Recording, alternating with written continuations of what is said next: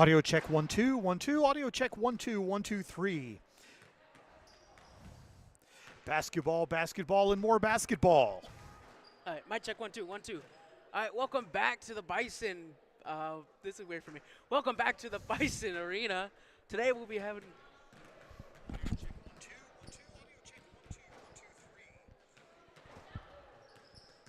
Basketball, basketball, and more basketball. Mic check 1 2 1 2. All right, welcome back to the Bison.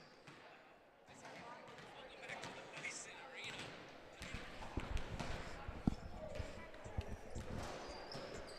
Oh, keep going. Just like saying the alphabet or something. A B C D E F G H I J K. This is weird for me.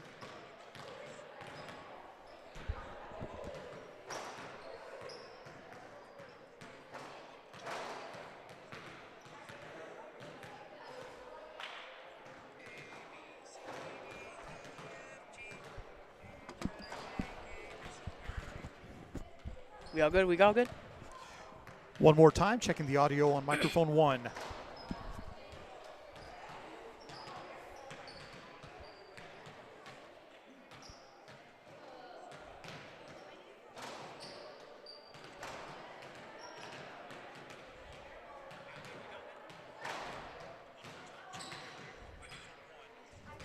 Awesome. Go to add 1.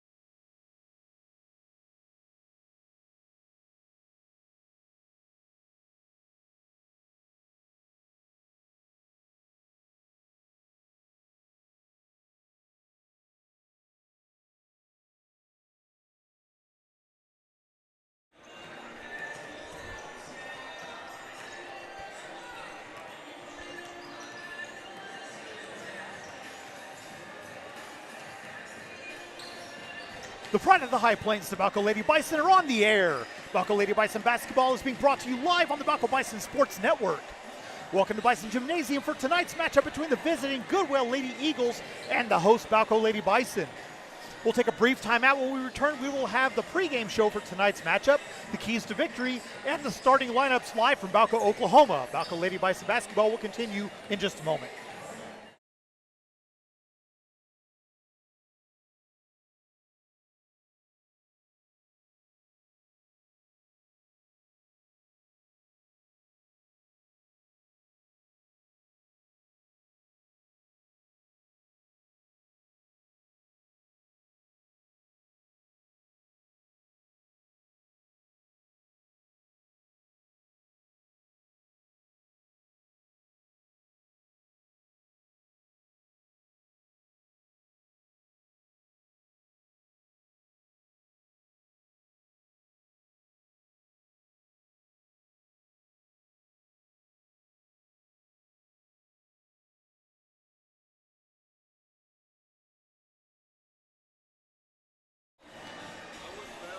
Welcome back to Bison Gymnasium here in Balko, Oklahoma for tonight's matchup between the Lady Eagles of Goodwell and the host Lady Bison of Balko. I'm David Vaughn, and tonight I am joined in the booth by Pedro Martinez.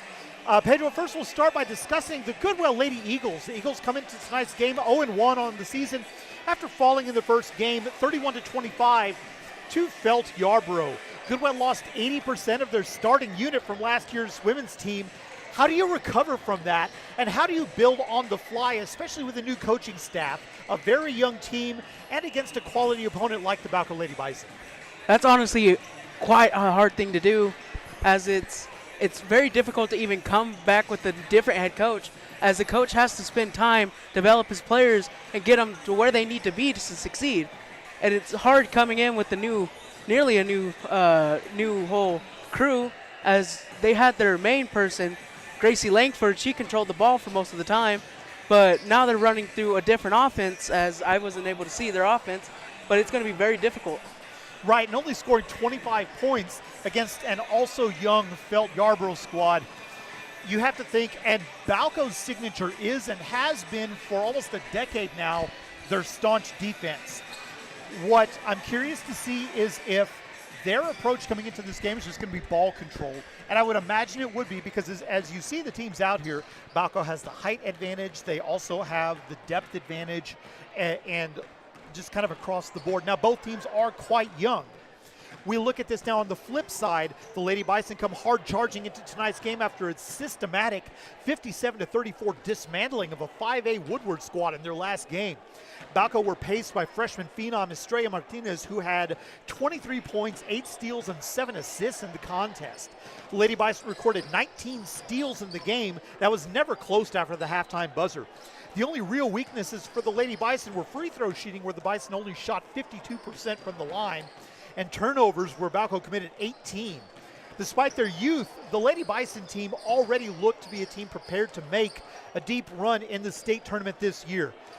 Pedro, how do you keep a team with this much depth and talent focused on the task at hand and not look ahead to the heavier games in the schedule? I say you take it game by game. No matter who your opponent is, you don't look at who's better, who's worse. You play the game the way you're supposed to be playing it, and you keep them right there. You always drive hard no matter what. Right, and it helps that this is, even this early in the season, it helps that they're playing their biggest rival right now. Yeah, that's going to give them their boost. If they win tonight, it gives them their boost throughout the season, saying, hey, we got this. We can make a drive. Exactly. Well, Pedro, it's time to put all the conjecture and all the discussion to bed, because it's time. It's Goodwell, it's Balko, and it's live right here on the Balko Bison Sports Network. We'll be back with the starting lineups, the national anthem, and the tip-off live from Bison Gymnasium here in Balko, Oklahoma. Balko Lady Bison basketball continue in a moment.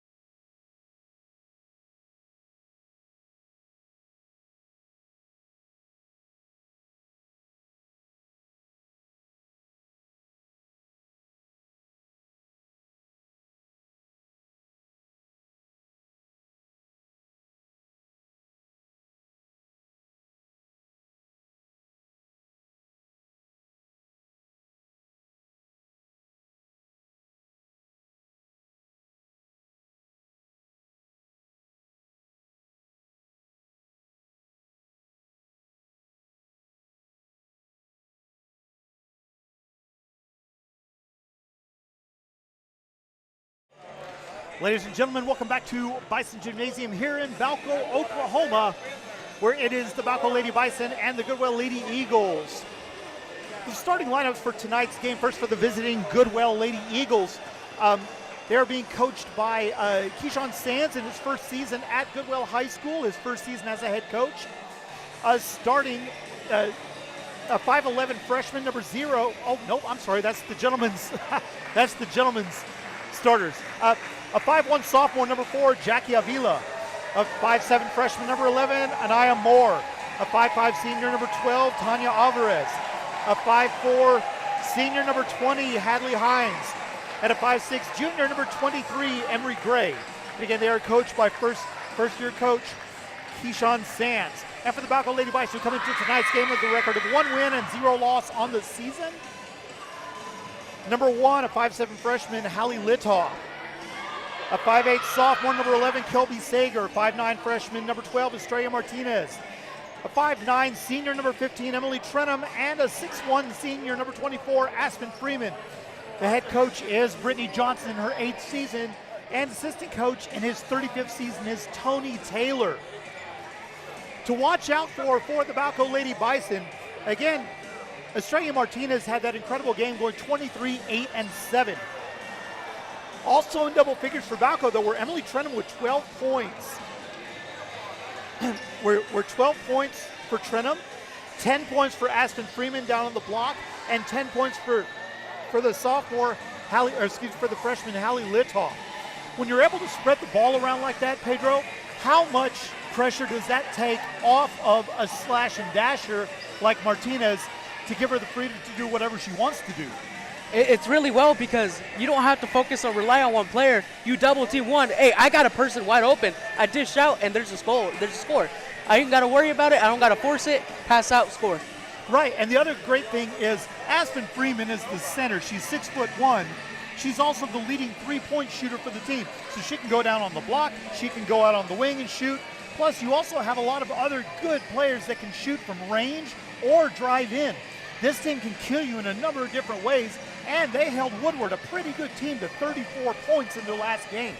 I cannot wait to see what happens in this game tonight. I think it's going to be a lot closer game than a lot of people are thinking it's going to be. I feel like it'll be close for the first half. Maybe Balko opens it up in the second half. That kind of has been their MO over the last several years.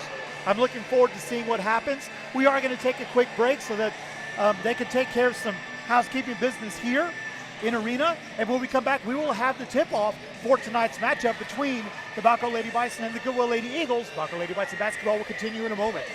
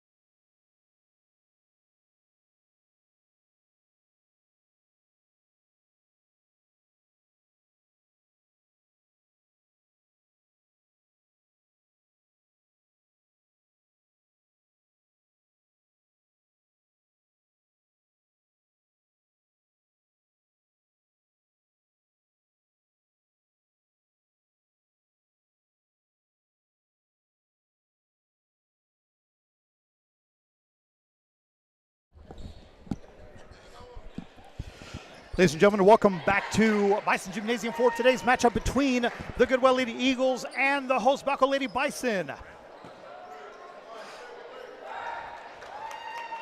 My name is David Vaughn. I am joined by Pedro Martinez. We will be your host for the evening. A very pleasant good evening to you all, wherever you may be. Goodwell in their road purple uniforms with gold lettering and trim. They will be going from right to left across your screen. Balko in their home white uniforms with maroon lettering and black trim. They'll be going from left to right across your screen. Emily Trinham to do the jumping for Balko. Anaya Moore to do the jumping for Goodwell. Ball's in the air and we are underway. Tip controlled by Balko. Litaw bringing it across the timeline, being guarded closely by Avila. Giving it off to Martinez between the circles. Looking to reverse course, does so to Litaw. Litaw hollering out instructions. We can get rid of it between the circles, can't. Good defense by the Lady Eagles. Over now to the wing on the near side. Trending ball's knocked away and stolen. We have a tie ball, possession arrow favoring the Lady Eagles. It will be Goodwell basketball. That was a great poke by the Eagles right there to poke it free and to able to trap it to get a jump ball call. Goodwell holding the ball, or bringing it across now slowly into the front court. Coach Sands hollering out instructions in the backcourt as they do cross into the front court. Bounce pass being guarded very closely by both Freeman and Trenham. Passing out of the double team now onto the wing on the near side, having the ball dribbling out of traffic, deflected out of bounds by Martinez. It will be Goodwell basketball, inbounding in front of the Bison bench on the near sideline. 7:18 to go here in the first quarter, still no score. Hadley Hines has the ball, free throw line extended on the near side. 2-1-2 zone being employed by the Lady Bison. Avila has the ball, picks up her dribble, bounce pass over to the far side, deflected out of bounds, too far, and it will be Balko basketball. Both teams starting out with one turnover. Wow, if the Eagles do not fix what they have going on against this Bison defense, they're going to struggle for the rest of the game. Litaw has the ball passing into the front court. Martinez cross-court pass to Trenham on the far side. Heading off to Martinez, over to Freeman. Freeman misses off the back iron. Offensive rebound, though. Trenham from 15. Basket is a stretch from Litaw. Basket is good.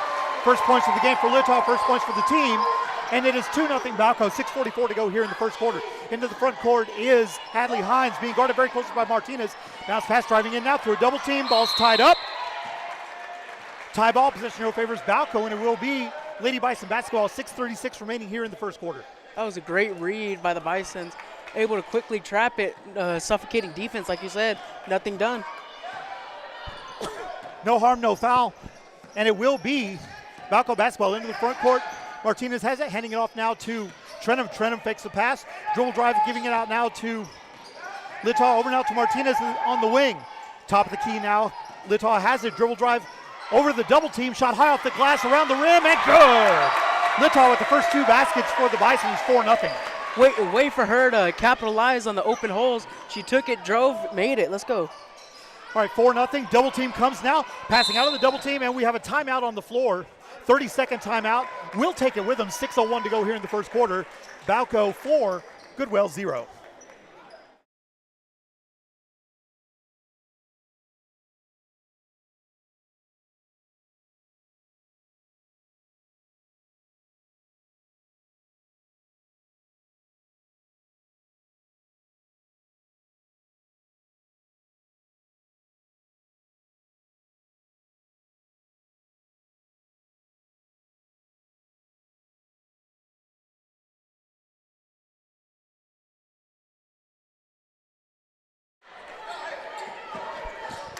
Two minutes gone here in the first quarter. 4-0 to score favor Balko. Goodwell basketball inbounding just in the front court. Hadley Hines to do the inbounding honors for Goodwell right next to the Balko bench. Long outlet goes to Tanya Alvarez. Has the ball. Does so, and it's stolen by Emily Trenham, giving it off to Martinez. Martinez has it, dribbles back out. Now over to Martinez in the corner. Crossover dribble back to Freeman. Freeman top of the key, giving it off to Kelby Sager. Sager to Martinez. Three-pointer. Bang! Three-point basket good. Wow. For Estrella Martinez, and that's 7-0 favor Balko, 5:35. Into the front court now. Thought about the three-pointer, opted not to take it. Emery Gray has it now in the corner. Loose double team comes, dribbling down the baseline. Pass to the top of the key, driving into the paint.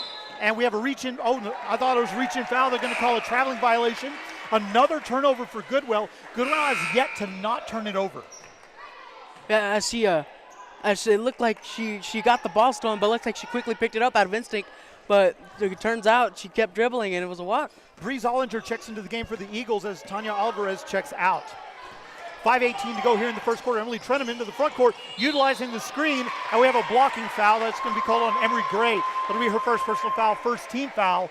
With 5:15 to go here in the quarter, it's still 7-0 favor Balko. Kelby Sager to inbound underneath the basket.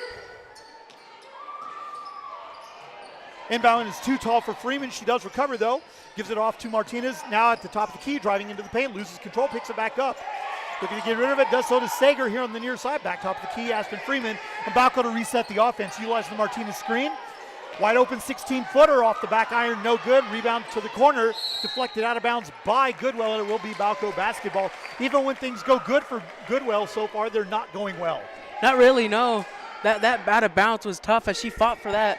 But that was a great wide open shot, just needed to capitalize on that.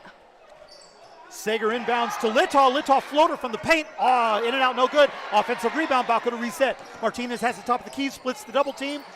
Ball loose on the floor and stolen by the Eagles. Good defense there. Martinez got a little bit greedy there. She could have passed out of that, but given what she's been able to accomplish so far this season, I don't blame her for going for that at all. She made a living off of that in the game against Woodward last week. She thought she could be able to do it again, replicate what happened. What success with success. Avila dribbles out of the double team, passes off to Moore. Moore in the corner, ball knocked away and stolen. 2-on-1 for Balko if they hurry. Martinez driving in, layups off the glass and good. 5 points for Estrella Martinez. It's 9-0 as the Bison have scored the first 9 points of the game. Full timeout. We'll take it with them. 4:16 to go here in the first period. 0 Balko Lady Bison basketball. Continue in a moment.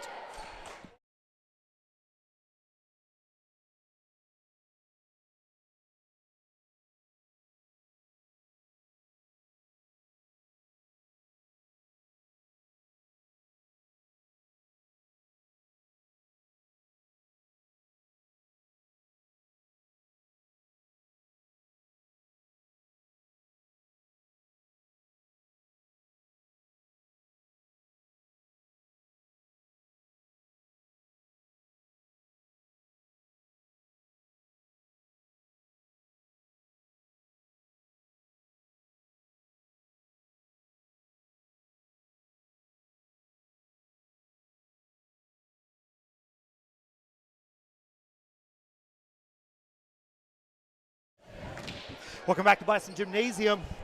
9-0 your score. The Lady Bison are shooting 67% from the floor in the early going of this one.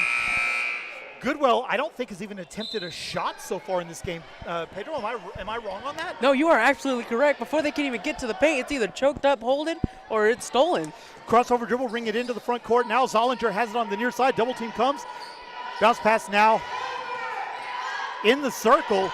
Jackie Avila has it, splitting the double team, pass over to the near side. Now down to the block. The shot is blocked by Aspen Freeman. And we have a tie ball. Possession arrow favors Goodwell. It will remain down here. They finally get a shot, and it's blocked. Aspen Freeman with her first block of the game. And that is the first Lady Bison block shot of the season. I can guarantee you, with the way that things are going, there's going to be more. Wide open three-pointer is good for Emery Gray. Oh, they're going to say her foot was on the line. Oh, so it's a 2-point shot, 9-2 the score, just over the halfway mark here in the first quarter. Litaw into the front court, being guarded closely by Avila. Litaw holding it above her head, can't get rid of it. Good defense there by the Lady Eagles. Trenum now has it between the circles, utilizing the Freeman screen. Now over Hudson Stockton is now in the game, loses control of it, picks it back up. The Goodwell faithful calling for a double dribble. I think it was knocked out of her hand instead. Trenum loses control, picks it back up. Over to Stockton again. Good defense this time down.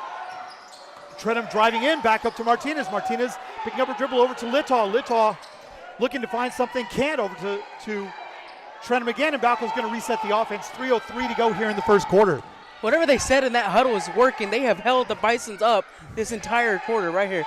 Yes, this has been a good defensive strategy. Three-pointer for Freeman is no good. Put back on Martinez, no good, but a foul. Foul's going to be on correction's going to be on Emery Gray. That'll be her second personal foul, second team foul. And they just gave 23 points to Goodwell instead of the foul on 23. But it will be. But it will be at the line. Estrella Martinez. See, I know that defense was good, but I didn't see him make a basket. First free throw is up and good.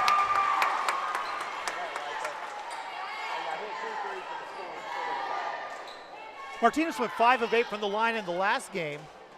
She sinks the first one here. Second free throw on the way. It is up and it is also good. So Martinez converts on both. She has 7 now in the game, and it's a 9-point lead again for the Lady Bison at 11-2. Cross-court pass on the near side, holding it overhead is great. Bold move keeping her in the game as the ball is a reach-in foul on Emily Trenum. Trenum with her first personal foul, first team foul. I don't know, Pedro, what do you think keeping Gray in the game with 2 personal fouls this early? It's kind of scary, and even as a coach, you would like to keep your top players for the second half. Keeping her in could ultimately either impact you or it could ultimately go the other way. Right. Gray on the far sideline has the ball. Looking to get rid of it, does so to Avila. She loses control. Freeman goes for the steal. Ball still loose on the floor. Picked up by Trennan. We have a tie ball. Possession arrow favors Balko. It will be Lady Bison basketball. Oh, that was incredible defense by the Bison. Nothing we haven't seen here tonight. It's just all been hard defense. It really has, and I will say, even though the score's 11-2, it's been good defense on both sides. It really has. It's not like Balko's just slicing and dicing. Litaw had the ball. She had an open shot if she wanted to take it, just opted to take the better shot. And that's kind of the old San Antonio Spurs mantra. I have a good shot, but you have a better shot. So we're just going to kind of take that. Martinez has it on the near side. Circling around now, giving it off to Stockton at the free throw line extended, driving in, dishes out to Martinez, wide open 3.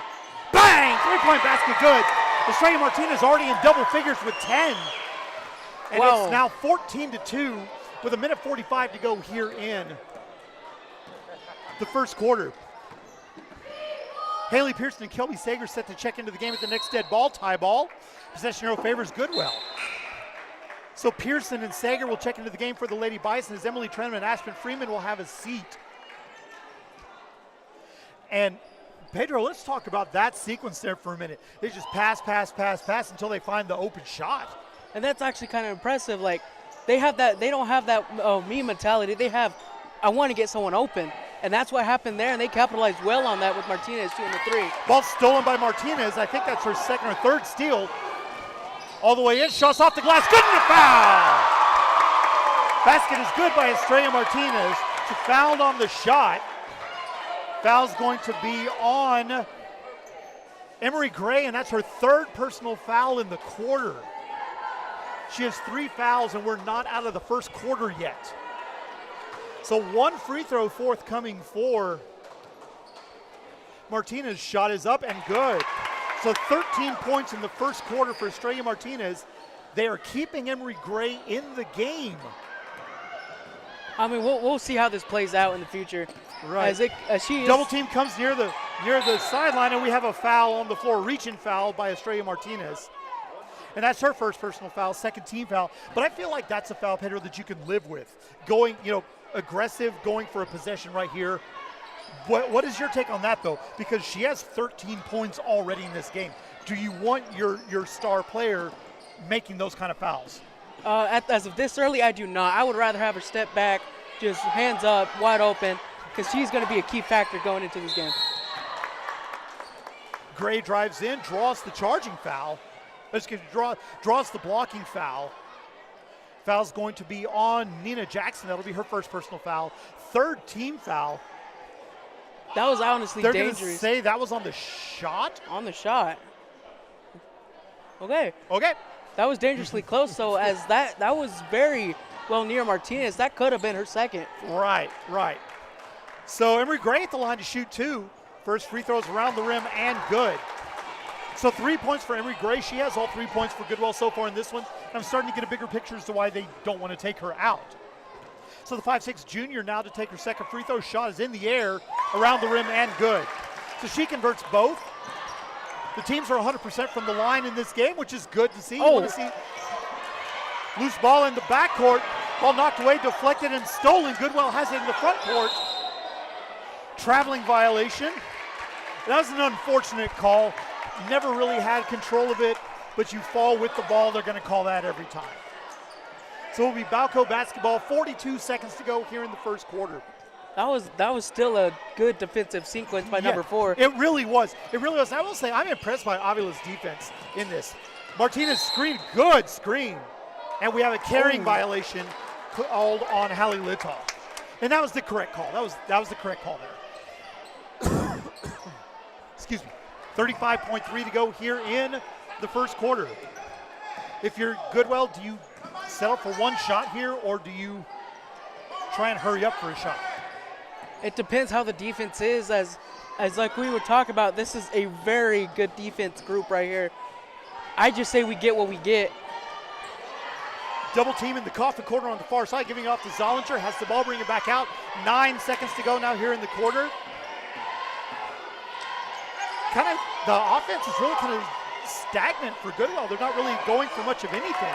Right now there's no movement. Shot at the buzzers off the back of the backboard. That was kind of a disappointing sequence, you have to say, for Goodwell there to end the quarter.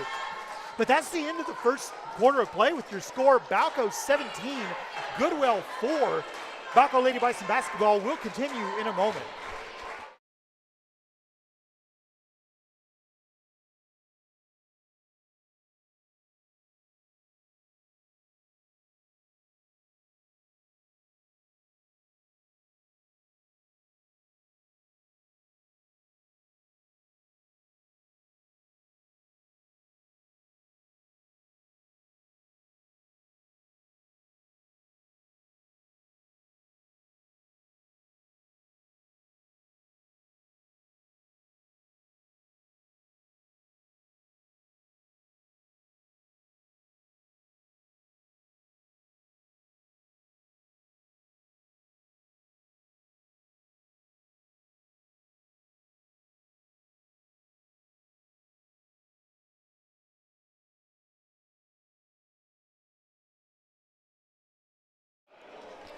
We're live from Bison Gymnasium here in Balko, Oklahoma, where the Balko Lady Bison lead the Goodwell Lady Eagles by a score of 17-4. Not a whole lot of scorers. The Lady Eagles had 1. Emery Gray had 4 for the Balko Lady Bison. Estrella Martinez with 13 points. Hallie Littall with 4. Pedro, your impressions of the first quarter? I say the defense is honestly outstanding. Both sides picked it up very well. Scoreboard may say otherwise, but if you watch this game, defense is really well. Well, you have to say the difference is Estrella Martinez. Yeah, that's quite the difference. Trenum with it now at the elbow, dribbling through the double team, loses control out of bounds, and it will be Goodwell basketball. So a turnover to start the second quarter, much like to start the first quarter. So it will be Goodwell basketball. Just a few seconds gone here in the second quarter. A reminder that shortly after the conclusion of this game, the Balko Bison and Goodwell Eagles gentlemen's teams will be playing. And the ball is knocked away and stolen, and we have a traveling violation immediately after. It went right into Chloe Osborne's hands. I don't think she expected to have it. I don't think she expected to get it. No, like without moving it a lot, I would have been, oh wow, ball. Right. That was one of those, the ball just fell into her lap. Directing traffic on the inbound. Now pass up to the top of the key. Zollinger has it, and we have a double dribble violation by Zollinger. Just unfortunate right there. She was looking to quick pass, and she didn't realize 2 hands. Right. Well, and there wasn't anything open. Again, the defenses have definitely come to play. Littall races into the front court, being guarded again by Avila, giving off to Martinez. Martinez being guarded closely by Gray. Gray's got to watch out. She has 3 personal fouls already. Trenum on the block, back now the defense through the double team. Left-handed off the glass and good. Emily Trenum with the lefty off the glass and good. Her first points, and it's 19-4. Lady Bison with their largest lead now, 15. A minute gone in the second quarter. Avila has the ball. Tie ball on the ground. Possession arrow favors Goodwell. And it will be Lady Eagle basketball inbounding on the near sideline, almost directly in front of us. That athleticism for that left hand. She stayed in the air for quite a bit. She did, and she did the up and under. It was a pretty impressive move. Tanya Alvarez set to check in at the next dead ball. Jumper off the glass, no good. That's just the second shot attempted in this game by Goodwell. Emily Trenum coast to coast, shot no good. A blocking foul on Emery Gray. That's her 4th personal foul. First team foul of the quarter. That is her 4th? That is her 4th personal foul. And she stepped in to try and take a charge and ended up taking the blocking foul instead. So Emily Trenum at the line to shoot 2. Spins the ball. First free throw on the way is around the rim and good. They're going to finally take Emery Gray And out. they did take Gray out. So Trenum converts her first free throw. One more on the way for the 5'9" senior. Spins the ball. It's up in the air. There it is. And good. So she converts both. Lady Bison are 6 of 6 from the line so far in the game. That's 21-4 favor Balko. Avila has the ball, bounce pass over to Zollinger on the far side. Pass over to the Bison, who unfortunately is not playing in this game. And so it will be a turnover and Balko basketball. I don't know. I think that Bison can do some mad hops right there. I bet he probably could. And you know, an angry Bison is just no fun. You see him on the news all the time. Oh, yeah. Maya Alvarez set to check in for the Lady Eagles at the next dead ball. Pass down to the post, incredible pass through a triple team off the bottom of the iron and no good. Coming back the other way quickly are the Lady Eagles. Into the front court is Hadley Hines, picked up by Martinez. Now to Jackie Avila, and we have a reach-in foul by Emily Trenum. And Trenum had foul trouble in the game against Woodward as well. She had 4 fouls and almost fouled out of that one. So that'll be Trenum's 2nd personal foul, 1st team foul of the quarter. And Maya Alvarez will check in for Jackie Avila. And now we have a nightmare because we have Maya Alvarez and Tanya Alvarez in at the same time. I wonder if they're sisters. I'm wondering. What I'm worried about, okay, they're not. Pass again to the Bison, who is still not playing in this game. So it'll be a turnover, and it will be Balko basketball. Although, you know what? I appreciate so much the sportsmanship. Though it's very, very heartening to see, and I appreciate it. Emily Trenum driving into the paint, has the ball, passing out of the double team over to Martinez for 3. Off the back iron, no good. Freeman gets the rebound. Now driving in, the floater from Lita off the glass, no good. Offensive rebound again, deflected away. Picked up by Martinez on the wing, has the ball. Cross-court pass to Freeman, off the iron, no good. Another offensive rebound. They're going to say foul's going to be on number 11. On Kelby Sager. That'll be her first personal foul. So they're going to say that was a reach-in foul on Sager. So her first personal foul should be the 2nd. It is the 2nd team foul of the quarter. 21-4 the score. 5.5 to go here in the half. On the near side, Tanya Alvarez has it. Now passing back to Bree Zollinger between the circles. Has the ball being guarded. Takes the 15-foot jumper, and it's good. Wow, the way she split the defense right there. That was a great shot and terrific ball movement there. Zollinger with her first points, and it's 21-6. 5 minutes to go here in the half. Martinez, ball deflected away, picked up by Freeman, has the ball. Over now to Martinez, surveying the defense, and Balko to reset the offense. Finding Trenum on the block, shots off the glass, no good. Rebounded by Gray, who's back in the ball game. Hadley Hines now bring it diagonally across the timeline toward the near side.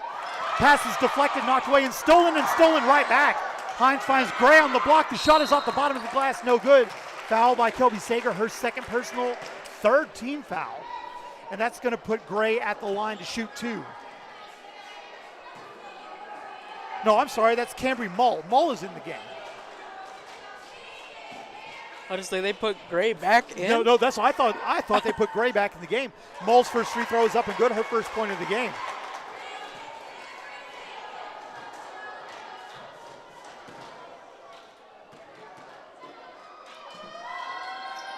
So 2nd free throw is in and out, and that's the first missed free throw for either team so far in the game, which is pretty impressive. Martinez has the ball one-on-one, back up to the top of the key, over to the far side, free throw line extended, passes down to the paint, is knocked away, deflected out of bounds by Tanya Alvarez. It will be Balko basketball timeout. Balko 30-second timeout. We'll take it with them. 4:25 to go. 21-7 your score, favor the Lady Bison. Balko Lady Bison basketball will continue in a moment.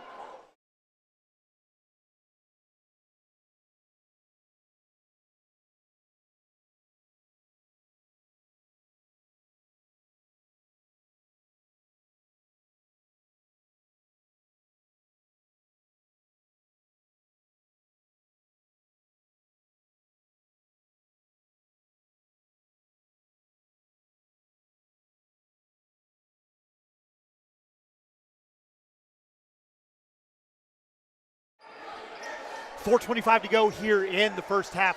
21-7 your score favor the Lady Bison, live from Bison Gymnasium here in Balko, Oklahoma. We do want to thank everyone for joining us on the Balko Bison Sports Network. For those of you that are listening to us, we do appreciate all of you. Looking to inbound is Kelby Sager, finding Aspen Freeman on the paint, or down the on the block. Shot up off the glass and good for Freeman, her first points of the game. And it's 23-7. Now 4:13 to go here in the half. Zollinger giving it off to Maya Alvarez. Driving in now up to the top of the key, giving it off to Tanya Alvarez. Now down on the baseline, ball deflected off of Aspen Freeman and out of bounds. Halfway through the second quarter. This is one suffocating defense. Eagles very much struggling. Zollinger was the only one able to break the defense to get to score. Just hard work they need to do. Yeah, working for every single point, but they are doing the work. The shots off the front iron, no good. Ball deflected out of bounds by Kelby Sager. It will remain down here. 3:55 to go. Coach Sands imploring his team. And I will say it's not for a lack of effort. I mean, they're definitely moving, getting everything, doing, I think, everything that they really can be doing. Alvarez driving in now. The ball's deflected and stolen by Kelby Sager. Coming back the other way now are the Lady Bison. Numbers back defensively for Goodwell. Martinez has the ball, driving baseline. Shot off the glass, good and a foul. Wow. All the pressure, even the foul, bucket still goes. That's 15 for Martinez. The foul's going to be on Tanya Alvarez, her first personal foul. Second foul of the quarter. Hudson Stockton checking back into the game for the Lady Bison as Emily Trenham has the seat. Estrella Martinez 5 of 5 from the line so far. Second free throw is up and good. Or rather, the and one is completed. Completes a three-point play. She's now 6 of 6 from the line. That's crazy. 26-7, the largest lead of the game. Ball is turned over, and it will be Balko basketball. 2-0 if they hurry. Martinez driving in, shots off the glass. Good, and they call an offensive foul. Call an offensive foul on Martinez. That's just going to hurt your starting player. That should make it her second foul. That is her second personal foul, second team foul.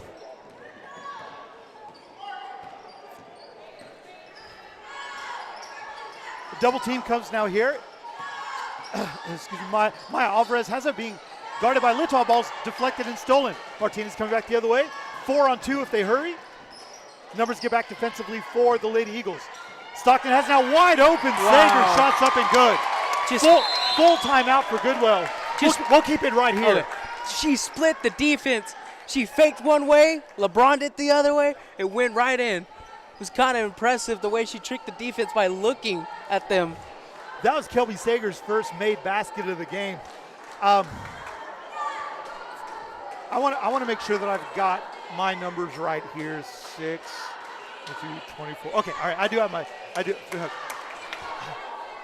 I want to talk about this one down here for a second. You saw the same play I did. I didn't think it was a charge. I wouldn't have called it a charge. I'm certainly not questioning the official's view. But, as you saw it, how did you perceive it? The way I see it, before she made contact with her, she stopped her feet.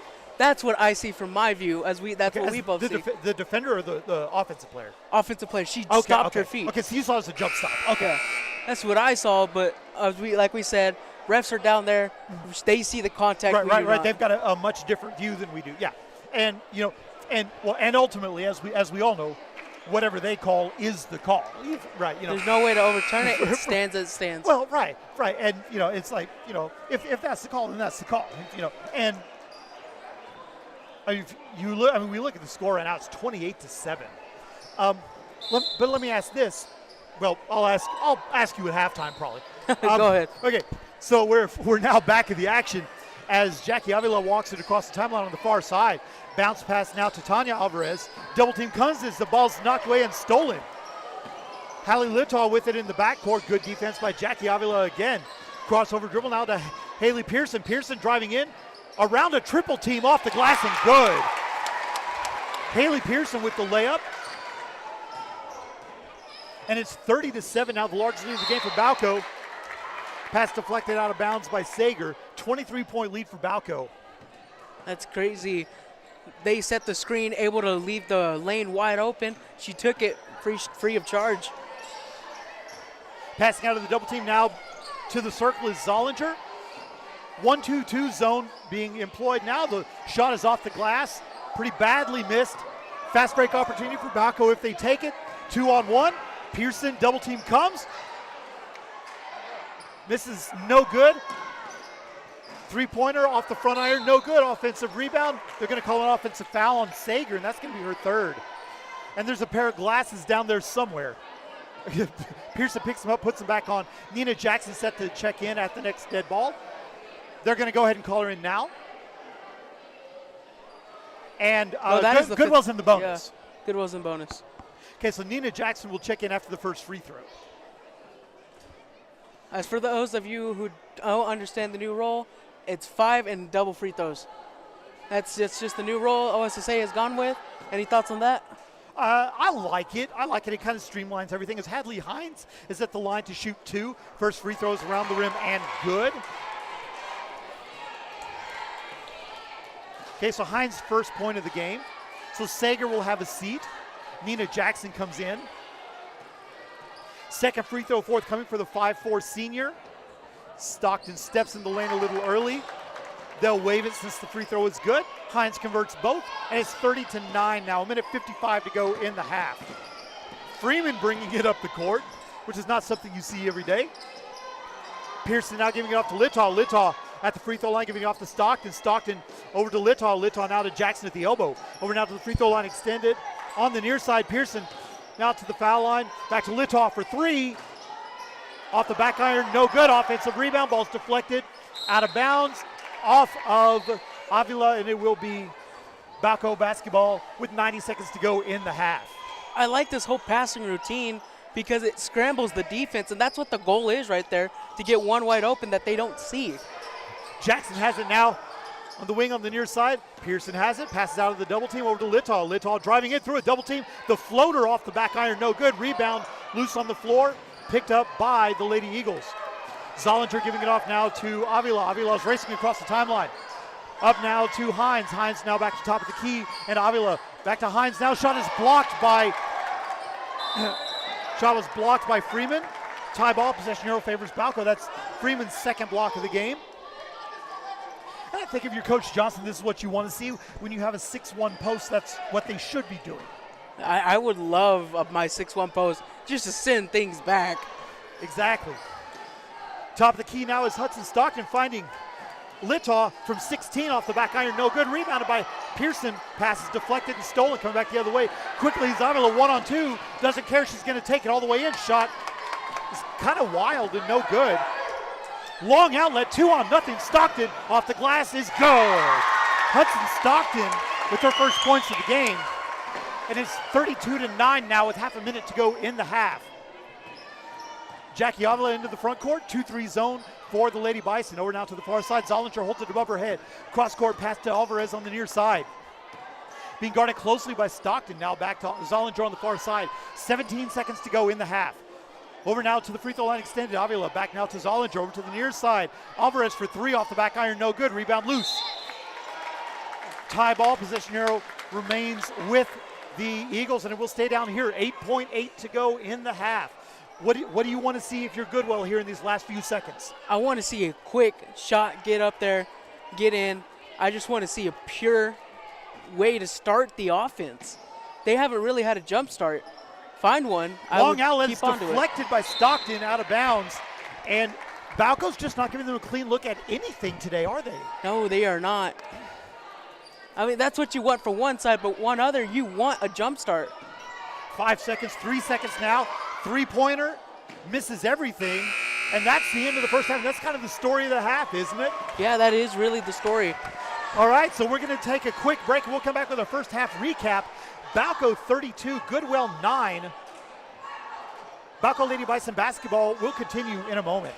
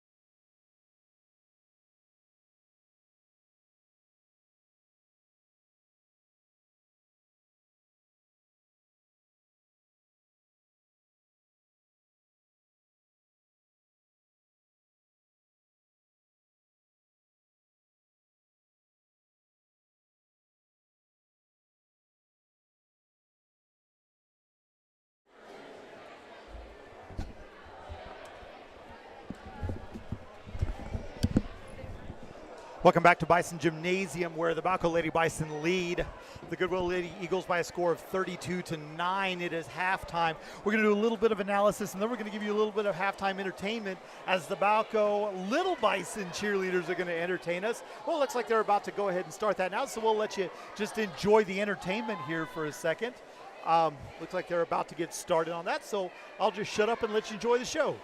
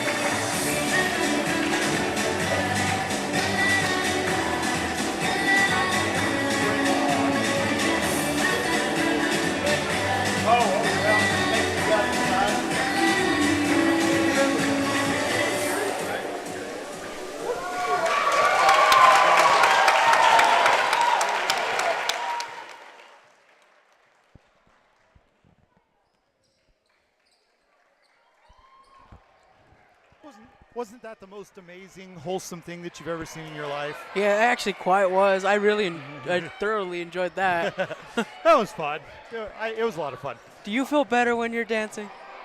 No. And neither does anybody else. All right, so let's talk about this first half. Okay, so the Goodwell Lady Eagles scored 9 points. They were paced by Emery Gray, who had 4, but she also had 4 personal fouls. Then you had Bree Zollinger and Hadley Hines that had 2 apiece, and Cambry Mole with 1 of 2 from the line. And that was the extent of it. Balko, you have 7 players that scored. You have Estrella Martinez that had 16. Only 2 of those came in the second quarter, though. Oh, wow. Wow, that's pretty impressive. Right. And then you've got 4 apiece for Hallie Littaw and Emily Trenum. And then you have 2 apiece for Hudson Stockton, Haley Pearson, Aspen Freeman, and Kelby Sager. Kelby Sager also had 3 fouls, so she's the lone Lady Bison in foul trouble. let's rip this first half apart. What did you see in the first half that kind of makes you nod your head and go like, yeah, I really like that? And what did you see in the first half that makes you just shake your head and go like, what the heck? So number one thing that I saw going from first half to the first quarter to second quarter, like you said, they picked up defense on Martinez. They made sure to try to isolate her and take her away and out of the game as much as possible. But while doing that, it did leave the other Bison open, and they had their fair share of shots and what they could do. And I thought that was really well, but Bison's also capitalized that, and they did really well in that too. What made me shake my head a lot was the letting your star player get 4 fouls. I wonder what his game thought, and I don't know either because he doesn't look like he has depth as much as he wants. It's just well, and I do kind of feel like that might be part of why he let her stay in that long. But the problem is they just kept driving at her. Yeah.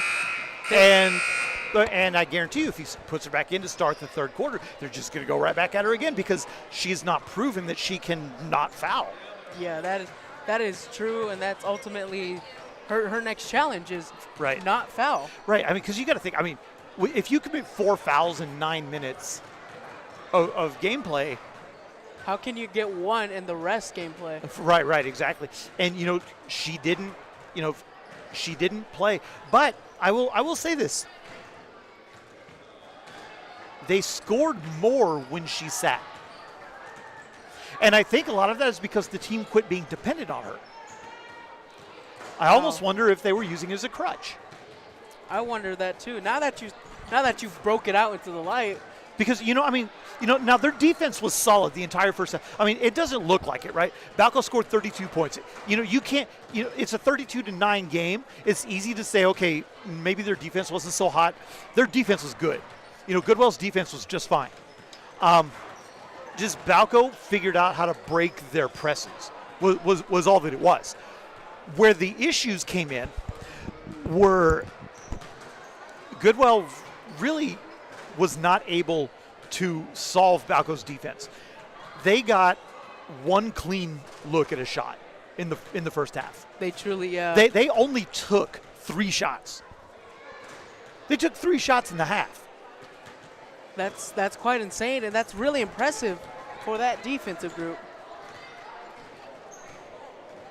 Yeah, I mean when you only well, no, I guess they made 3 shots. They took a few more than that, but not many. I mean, how long was it before they even attempted their first shot?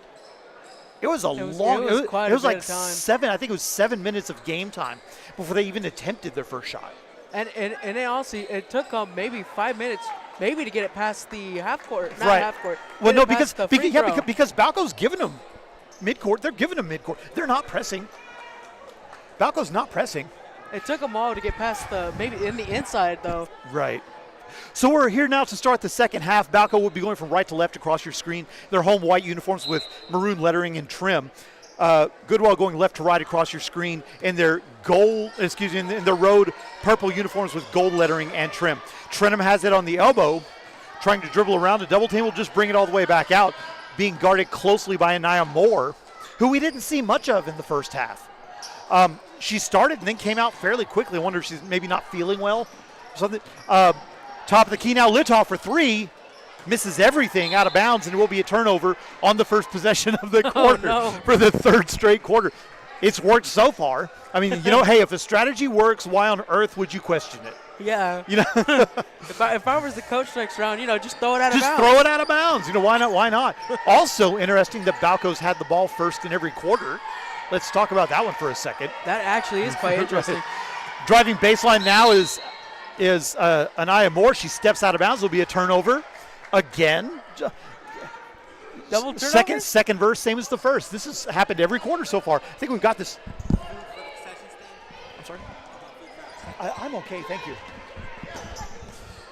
Into the front court is Hallie Littaw, giving it off to Martinez. Martinez handing it off to Trenum. Trenum over to Littaw for three from the wing. No good, deflected out of bounds by Aspen Freeman. She pokes it out of an Eagles' hands, and you know, it was a quite good defensive play, just unable to keep it in bounds. Right, and so into the front court now are the Eagles. A minute gone now in the first quarter. Pass deflected into the front court. Littaw has it. Littaw's handprints are all over this game so far. 6 points for Littaw. Now first points of the half, 34-9. She breaks the curse of turnovers. Yes. Pass deflected and stolen. Martinez now ahead of everyone. 1-on-3. Layup off the glass is good. 18 for Martinez. And it's now 36-9. I think the Bison have finally figured out the Eagles' defense, and they're just breaking them in half.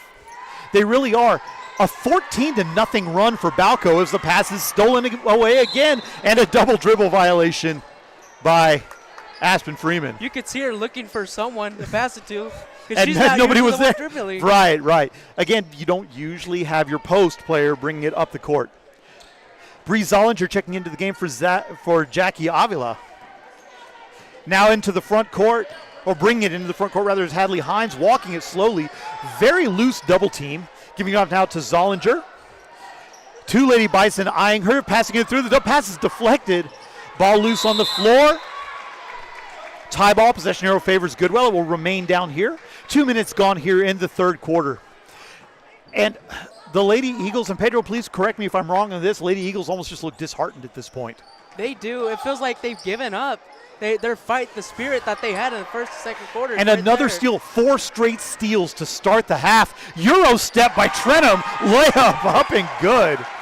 That is now 6 points for Trenum.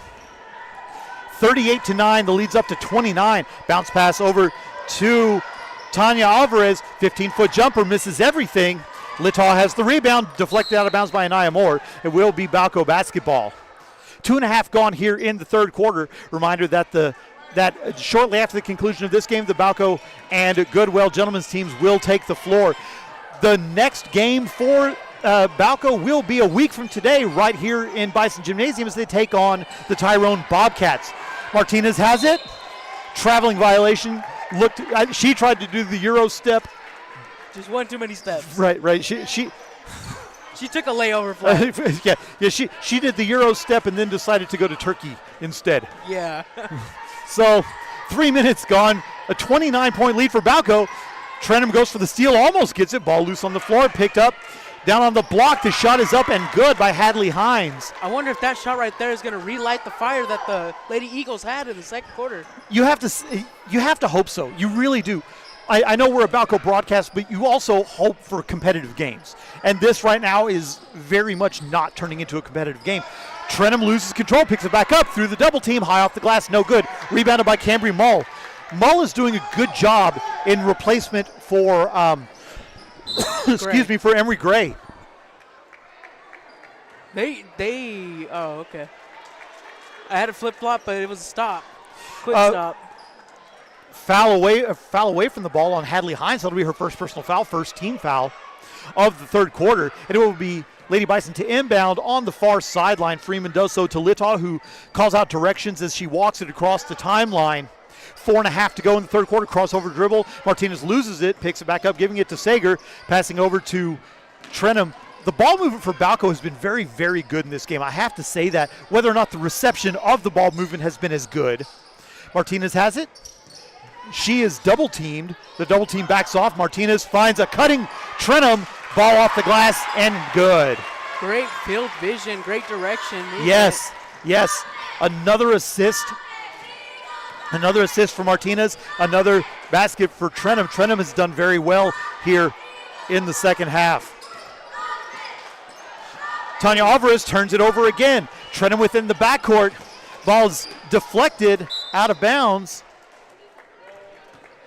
by Anaya Moore.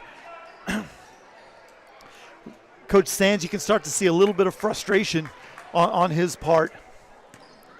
Hudson Stockton checked into the game as Kilby Sager has a seat.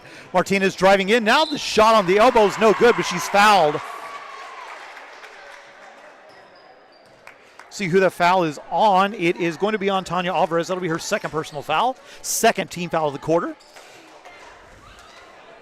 Now in the third quarter, I'd leave a third foul.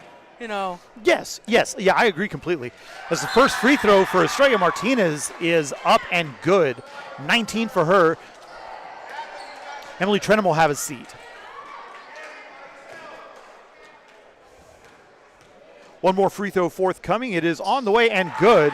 Martinez now 10 for 10 from the line. That's incredible. She has 20, and the lead is up to 31. 42-11, 3.5 to go here in the third quarter. Into the front court, Bree Zollinger has it, crossover dribble through a double team over to the near side. Alvarez has it, ball's deflected. Out of bounds off of Cambry Mull, and another turnover. Just fighting. These Eagles are trying to do their best, just the shutout defense by the Bisons. This Lady Bison defense has been something special this evening. Freeman for three. Bang! Three-point basket good. Aspen Freeman. That's 5 for her. 45-11, 3 to go here in the third quarter. Crossover dribble, Zollinger driving in. Shot is blocked by Hudson Stockton. Martinez finds a cutting Lady Bison player. It goes out of bounds. The turnover, it will be Goodwell basketball. 2:48 to go here in the third quarter. Sorry, I dropped my pen. That's okay. Hines has it, giving it off to Zollinger in the front court. Pass now to the free throw line. Into a ton of traffic. She threw it right into 4 Balko players. Stockton brings it into the front court. Littaw has it through the double team, and there's a reach-in foul on Hines. And that's going to be her second foul, third of the quarter. And at the line for the Lady Bison to shoot 2 will be Hallie Littaw. Emily Trenholm set to check in after the first free throw. Stockton. And Balko, go ahead. Oh, sorry about that. Stockton had both defensive plays recently. She got the block and the steal. Aspen Freeman will take a seat as Emily Trenholm will check in. Balko getting whatever they want in this third quarter. They really are on both sides of the court. Second free throw up and good for Hallie Littaw. She has 8. And this is turning into a massacre in a hurry. Chloe Osborne set to check in at the next dead ball. And again, certainly not questioning the Lady Eagles' effort in any way. They're just not getting anything as the ball's deflected by Trenholm. Layup off the glass is good. Trenholm now in double figures with 10. And it's 49-11. Jackie Avila set to check in at the next dead ball for the Lady Eagles. Moore has it on the far sideline, deflected, and she dribbles it out of bounds. Under 2 to play here in the third quarter. Rough night. This is a nightmare. This is a nightmare if you're a Goodwill Eagle fan. We do want to thank everybody for listening to this broadcast of Balko Lady Bison basketball. If you're listening to this game, whether you're a Balko fan or whether you're a Goodwell fan, we do appreciate you listening to us. If you are listening, shoot us a message on our Facebook page, the Balko Bison Sports Network. Leave us a private message. Let us know who you're rooting for, where you're listening from. If you have a player in the game, let us know who it is. We'll shout you out on air. We love it when fans are listening to the game. I love interacting with the fans. It's a lot of fun. I thoroughly enjoy it. And we do thank you for listening to these broadcasts. Without you guys, there's no reason to do the broadcast. Martinez has the top of the key, picks up her dribble, giving it off to Stockton. Now Stockton driving in, dribbles into a double team, loses control of it. Trenholm has it, picks it up. Now back to Martinez. 1:20 to go here in the quarter. Driving around from the block, shots off the glass and good. Wow. Estrella Martinez is a special player. And coming from a freshman, she looks like she already has been through 5 years of high school. And she's playing like it, but she's a freshman. 5 years of high school? 4 years Pedro? of high school. 5 years of high school, really? I don't want to talk about it. Hudson Stockton will have a seat for Balko. And so Haley Pearson and Autumn Stevens will check into the game for the Lady Bison. Stevens' first action in this game. 1 minute to go here in the third quarter. Over to the far side. Moore has it. Now down to the block. Dribble now over to the far side. Tanya Alvarez has it. Up now to the top of the key. Two Goodwell players in the same spot. That's not generally what you want to see as they now kind of respread the offense. Goodwell to reset. Three-pointer is off the back iron. No good. Offensive rebound. Also no good. Another offensive rebound. Ball is blocked. Another block by Chloe Osborne this time. Tie ball. Possession arrow favors Balko. It will be Lady Bison basketball with 35 seconds to go in the quarter. So Estrella Martinez had 23 points in her last game. She has 22 already in this one, with a half minute to go in the third quarter. I say she's obviously going to break her record. Well, her one-game record. Her one-game record. Pearson splits through the double team, giving it off to Trenum. I don't know that was intended for her, but she took it anyway. Spin move through a double team, picks up her dribble. A lot of contact. We're going to have a foul call. In my head, I heard it's my turn. Foul on Cambry Mull. That'll be her first personal foul. The fourth team foul of the quarter. And it will be Balko basketball inbounding from the baseline. Outlet goes to Pearson. Pearson to Martinez on the block, giving it back off to Stevens, and Balko to reset the offense. Now Pearson has it, 10 seconds to go, driving in. The shot off the glass, left-handed, no good. Rebound by Trenum. 7 seconds to go, getting rid of it. Pearson from 12. Misses everything, no good. Rebound by Moore, 1 second to go, and that's going to be the end of the third quarter. Absolutely dominant quarter by the Lady Bison. Balko wins that quarter 17-2, and at the end of the third quarter, it is Balko 51, Goodwell 11. Balko Lady Bison basketball continue in a moment.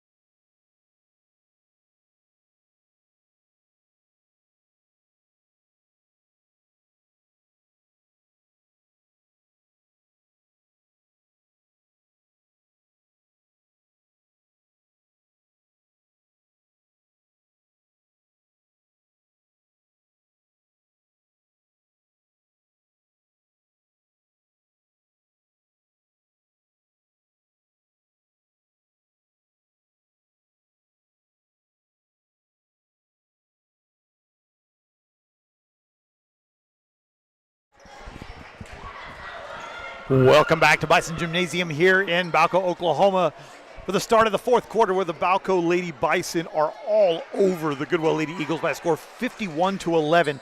Lady Eagles being paced by Hadley Hines and Emery Gray with 4 points apiece. Lady Bison being paced by Estrella Martinez with 22 and Emily Trenum with 10. Top of the key now as Goodwell has the ball to start the quarter. The floater is no good. Long outlet now to Hallie Littaw. She slows down, playing some gymnastics. Is the three-pointer, bang, by Aspen Freeman. That's 8 for Freeman. Her second three-pointer of the game. It's 54-11. And it does break the streak. It does break the streak. Not a turnover on the first go. Also, no Estrella Martinez in the game. So there may not be a career high today. Over to the free throw line extended on the far side. Jackie Avila has it, being guarded. Three-pointer barely draws iron. Rebound loose on the floor, picked up by Mallory Scott. Tie ball, possession arrow favors Balko. It will be Lady Bison basketball. Less than a minute gone here in the fourth quarter. Reminder that here in just a few minutes after the conclusion of this game, the Balko and Goodwell gentlemen's teams will face off against each other. That's a game. That's going to be an exciting game. Going for it's the beginning for both to see what they're made of and see what they have in the chamber. Yes. Yeah, that's going to be a lot of fun, I think. Littaw giving it back off now to Sager. Over to Jackson now. So Freeman has it now, top of the key. Giving it up now to Sager. Sager driving across the paint. Pass over to Littaw. Littaw to Jackson from 16. Off the back iron, no good. Rebounded by Emery Gray, who's back in the game. I think for the first time since early in the second quarter. Gray driving coast to coast And she is fouled on the shot by Nina Jackson. That'll be Jackson's second personal foul, first team foul of the quarter. And Emory Gray is going to be at the line to shoot 2. I believe she's still 100% from the free throw. She's only taken 2. I think you're right. First free throw's on the way. Oh, the announcer jinx. Oh, the announcer jinx. Oops. Oopsies. So Gray misses her first free throw. Second one forthcoming for the 5'6" junior from Goodwell. On the way. Very little rotation on that, but an offensive rebound, and they'll reset. Gray has the ball. Now back top of the key, Avila has it. Takes the three-pointer off the back iron softly, no good. Rebound by Sager. The ball's stolen by Avila. Long three-pointer off the front iron, no good. Offensive rebound, Gray goes in. Ball's deflected, holds it high above her head. Back up now, the elbow jumper's in and out, no good. Rebounded by Jackson. Giving it off now to Freeman. Freeman driving on the far side, looking to get rid of it. Nobody wants to take it. She has it at the elbow. Finally does get rid of it to Sager. Sager over to the near side. Litaw has it, being guarded by Avila.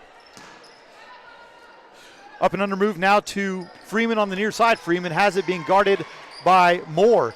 Now to the elbow jumper. It is off the back iron, no good. Rebounded by Avila. Coming back the other way. 5.5 to go in the ball game. Into the front court, 1-on-5. She'll bring it back around. Platoon substitution coming in as the three-pointers off the back iron, no good. Rebound picked up by the Lady Eagles. Goodwell just going for broke at this point, and there's no reason not to, honestly. You know, just give everything that you've had, empty the tank right now. Alvarez has it on the near side, being guarded closely by Litaw. 10-foot jumper is deflected, so a block for Mallory Scott right there. Freeman bringing it into the front court. Long outlet over to Jackson, back to Litaw. Litaw to Freeman. Freeman for 3, off the side of the iron, no good. Rebounded by Avila. Under 5 to go now. 1-on-4. She'll bring it back out.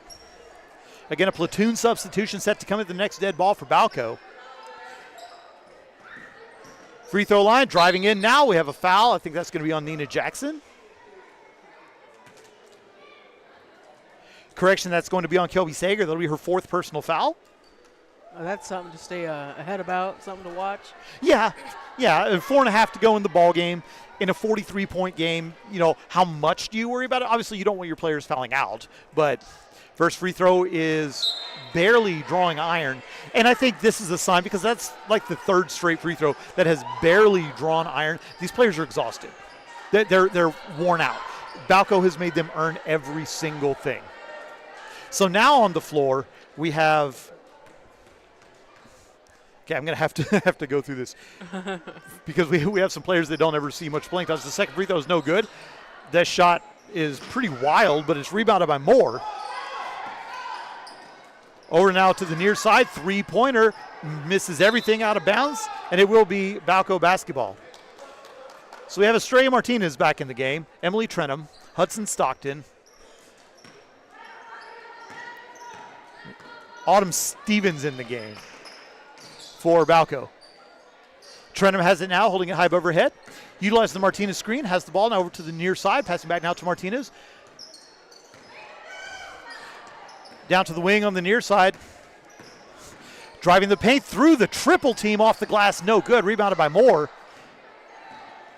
Coming quickly back the other way are the Lady Eagles.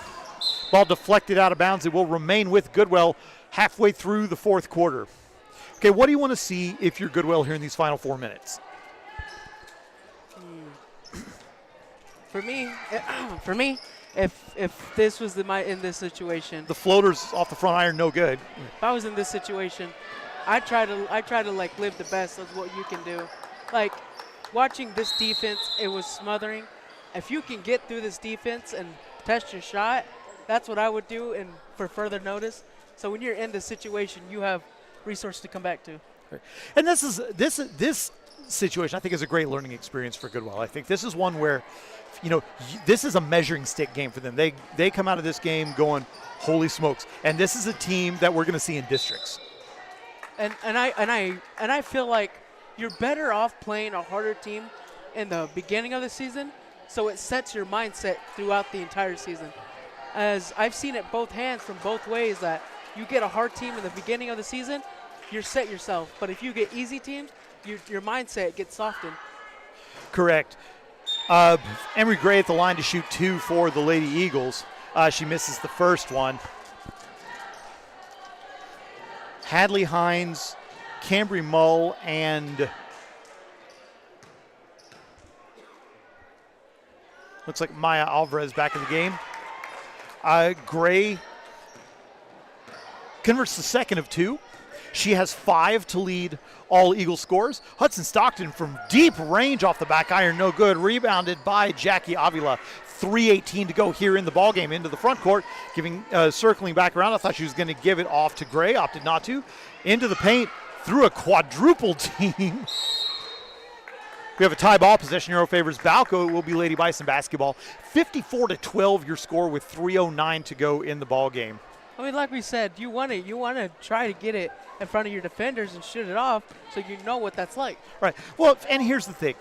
It's a 42-point game with 3 minutes left to go. You're not going to make that up. But what you can do is you can win the next minute by 2 points. And you can win the next minute by 4 points. And you can win the minute after that by 2 points. As we have a blocked shot there. 3-pointer for Stockton off the back iron. No good. Rebound deflected. We're going to have a push off by Maya Martinez. By Estrella Martinez. That'll be her third personal foul. And this is one of the things that Coach Johnson was worried about, was Martinez committing silly fouls. I get that as well, as she is obviously kind of your core player right now. It's not what you want from your star player, but like you said, 54-12. Right. Are you terribly worried about it right now? Now, I think you get worried about it if they foul out. Martinez thought about the three-pointer, opted not to. Trenum now in the paint. Off the glass, hard with the left hand and good. 12 points for Emily Trenum, and it's 56-12. The largest lead of the game for the Lady Bison is Haley Pearson set to check in at the next dead ball, as well as Chloe Osborne. Bounce pass deflected by Martinez. Martinez still going hard. The awkward, I would say floater. It wasn't really a floater. It's kind of an awkward push shot by Gray. So Pearson will come in for Stockton. No, she'll come in for Trenum, and Maya Martinez will have a seat. So alas, we will not see a season high. We will not see a career high. Her career high of 2. her career high will remain at 23. But it's still an amazing. 22 points is a spectacular showing. You know, when your first 2 high school varsity games ever, bang, 3-point basket good by Hudson Stockton. That's 5 for her, and it's 59-12.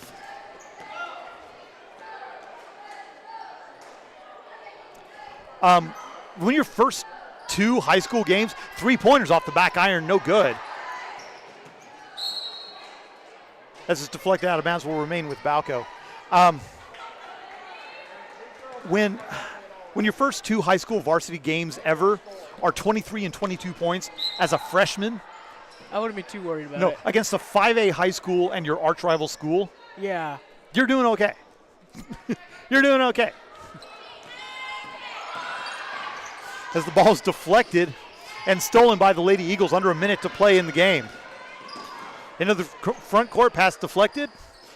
Picked up by the Lady Eagles. The 16-foot jumper's no good. Rebounded by Chloe Osborne. I would be highly surprised if Balko even attempts a shot at this point. Pearson being pressured very heavily. Stockton has it. Down to the block. Shot is up and good. So 61-12. I'm actually kind of a little disappointed in that.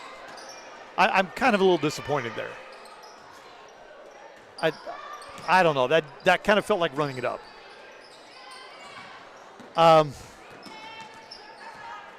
Which is probably why they pulled the starters, I guess. That's kind of why. But yeah, I'm a little disappointed in that one. The floater's no good. But I guess it's also hard when the other team still has all their starters in. I guess it's kind of hard too. All right, but that's the ball game with the final score. The Balko Lady Bison 61 and Goodwell 12.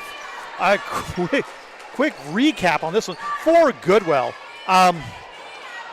Emery Gray leading the Lady Eagles with 5. Hadley with 4. Bree Zollinger with 2, and Cambry Mull with 1. And that's it. And then for Balko, Estrella Martinez with 22, Emily Trenum with 12, 8 apiece for Hallie Littaw and Aspen Freeman, 5 for Hudson Stockton, and then 2 apiece for Haley Pearson and Kelby Sager. Oh, and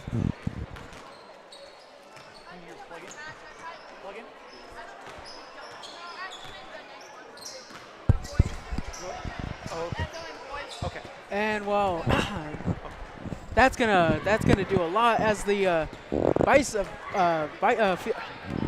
Lady Bison get the win tonight, and that's gonna give them a setup for the upcoming games, especially next Tuesday. Yeah, next Tuesday against Tyrone. And Pedro, you do play-by-play for Texoma usually. You just saw Tyrone. Yes, I did. Okay, so let's do a little compare and contrast. How do you feel like this Lady Bison team would fare against that Tyrone team? If they come out hard heavy like they did on defense, I have no doubt that they will be able to stop the Bobcats. But I also saw the Bobcats do amazing things against the Devils defense. They were able to break some defenses, but they were still minor hiccups that if that comes into your game, that will cost them significantly. And this is and this is why these games are so interesting. It doesn't it's not like playoffs where it tends to go from easy to more difficult to more difficult to more difficult. They're just kind of like you'll have a game where it's difficult and then maybe not quite as difficult, and then you'll play one that's extremely difficult. And I know, for instance, that the Balko teams are going to be playing in the Leedy tournament coming up, and I know that the Balko men's team, for instance, is going to start out playing Red Oak. That's going to be tough, and the girls team are going to start out playing Okarchi. That's going to cause some challenges, but I don't think I can say enough about the job that Coach Johnson did with the Lady Bison in preparation for tonight's game. I mean, to allow 12 points in the entire game and 3 in the second half. Yeah, that's really impressive. I mean, when you outscore the opposition 25-3 in the second half, that was yeah. It's crazy to even stop a team to get them lower than what they're mostly averaging. Right, yeah, it's wild. Okay, so we're going to take a quick break, and when we come back, we will have the matchup between the Balko Bison and the Goodwell Eagles live on the Balko Bison Sports Network.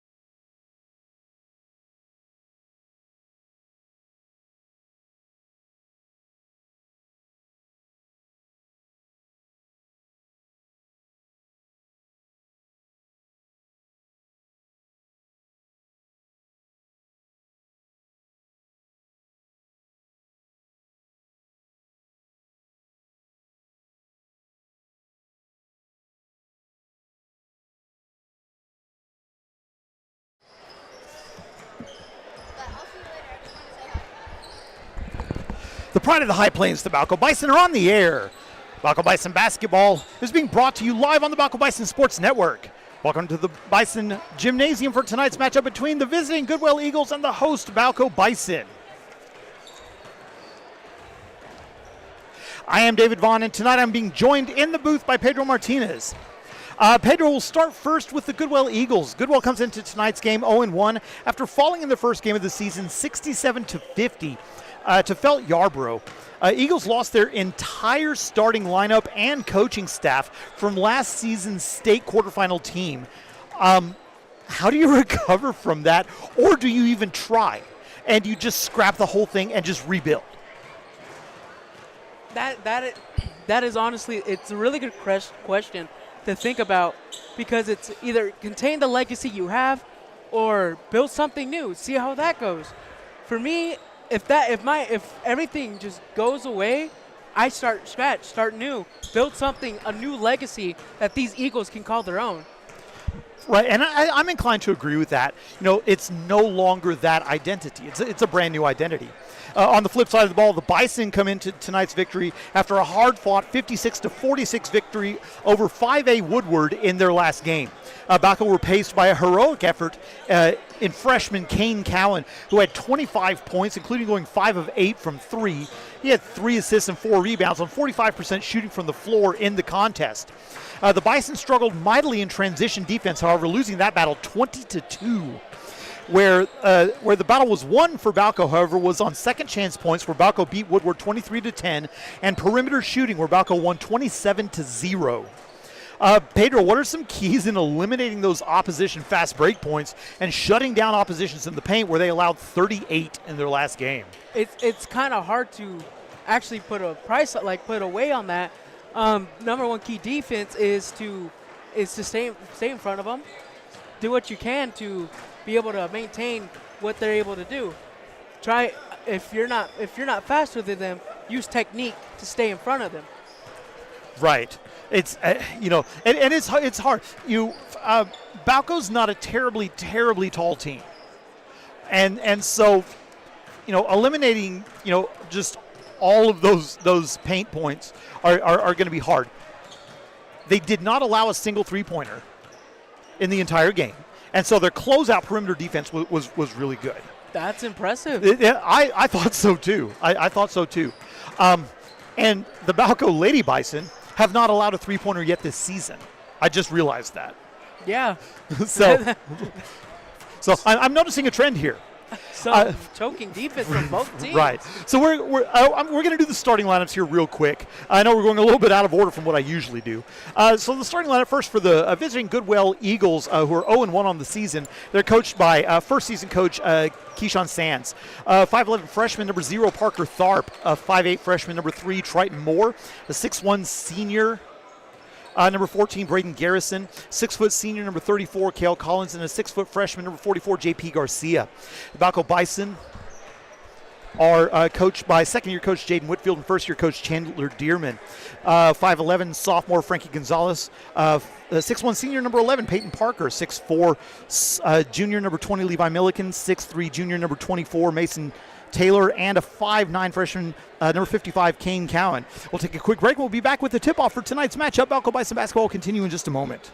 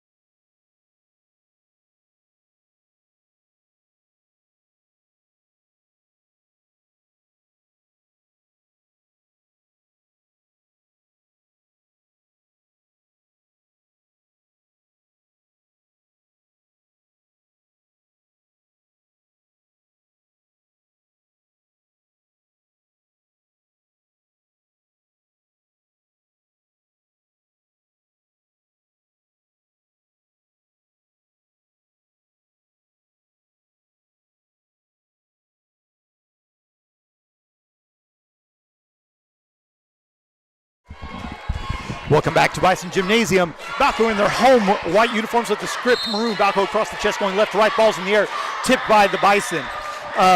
Goodwell in their road purple uniforms with white lettering, gold trim. And they'll be going from left to right across your screen. Parker has it, giving it off to Milliken, top of the key, over to Cowan at the free throw line extended. Now to Gonzalez, giving it up now to Cowan, driving the lane. Bounce pass off of Milliken's leg and out of bounds. A turnover on the first possession will be Goodwell basketball. Full court press being employed by the Bison. Inbound goes to the third row. Unfortunately, they're not playing over there, so it will be a turnover and Balko basketball. 7:42 to go here in the first quarter. No score up to this point. It will be Balko inbounding underneath their own basket. Peyton Parker to do the inbounding honors. Man defense being employed by the Eagles. Long outlet goes to Gonzalez at the top of the key, giving it off now to Cowan. Cowan calling the defense.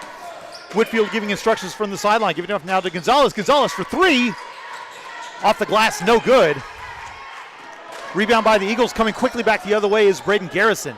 Giving it off now between the circles. Triton Moore has it, giving back off to Garrison. Garrison holding the ball, being guarded by Gonzalez. Pass deflected and stolen by Peyton Parker. Parker has the ball tied up into the front court. It's knocked away and stolen again. Garrison coming quickly back the other way, loses control, picks up his dribble, giving it off now to Parker Tharp on the far side. Now over to J.P. Garcia. Garcia has driving in on Milliken, picks up his dribble. Ball's deflected out of bounds, gives it to Mr. Campbell, the superintendent for Balko. Unfortunately, he's not playing either. Another turnover for the Eagles, and it will be Balko basketball 52 seconds into the contest. No score still.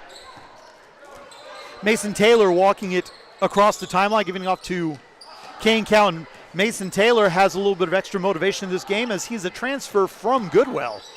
Euro step, wraparound pass over to Taylor for three. Bang! Three-point basket good. Mason Taylor. Mason Taylor putting in the first dagger against his former teammates. That's something that I know he's been looking for. And Taylor steals the inbound, has the ball from the block shot off the glass, no good. Good defense there by the Eagles. 2-on-1 now on the other side. The floater over Milliken is good by Cale Collins. And it's 3-2 the score, 90 seconds gone in the ball game. Taylor bringing it up the court.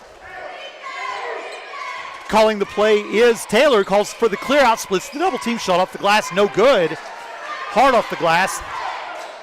Coming quickly back the other way now is Cale Collins, has the ball, picking up his dribble, cross court pass now to the free throw line, extended, the long jumper by Garcia, misses everything, rebounded by Taylor. Taylor looking up court for anyone to pass it to. Defense back quickly for the Eagles. 2 minutes gone in the ball game.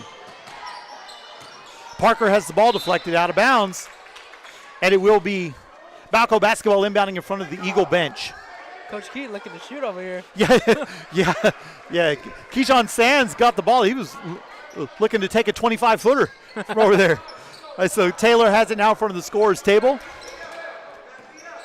Calling for a screen that never comes. Milliken finally takes it. Free throw jumper is around the rim and good for Mason Taylor. The athleticism from Taylor kept up in the air for extra time. He did. He didn't want to come down. The first five of the game for Balko go to Mason Taylor, and it's 5-2 for him. Long jumper is no good. Deflected and rebounded by Kane Cowan, giving it off to Taylor. Taylor jogging across the timeline on the near side. Has the ball now in the front court, crossover dribble. Does not use it, and we have a travel on Frankie Gonzalez. Colby Barnes set to check into the game now for the Bison. As Frankie Gonzalez will have a seat. Timeout on the floor. We'll take it with him. 5:17 to go here in the first quarter. 5-2 your score. 30-second timeout. Balko Bison basketball will continue in a moment.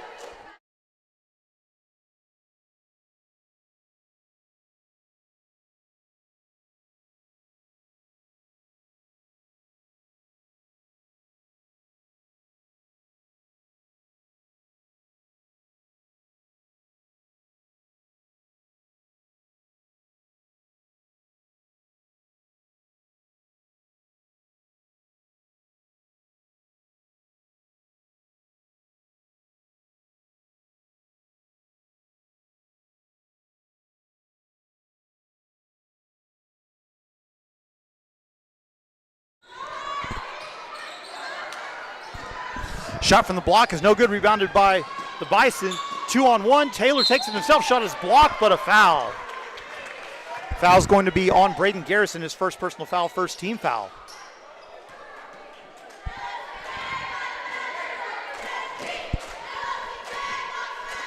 So Mason Taylor will be at the line to shoot 2 for the Bison.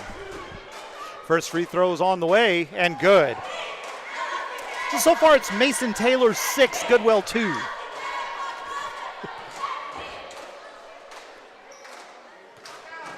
Second free throw is up. They're going to disallow it because of a lane violation. So that does not go down as a missed free throw, but it counts as a not taken free throw. Inbound is deflected, but picked up by Kale Collins, brings it across the timeline. Barnes goes underneath the screen, or goes rather over the screen. Deflected out of bounds.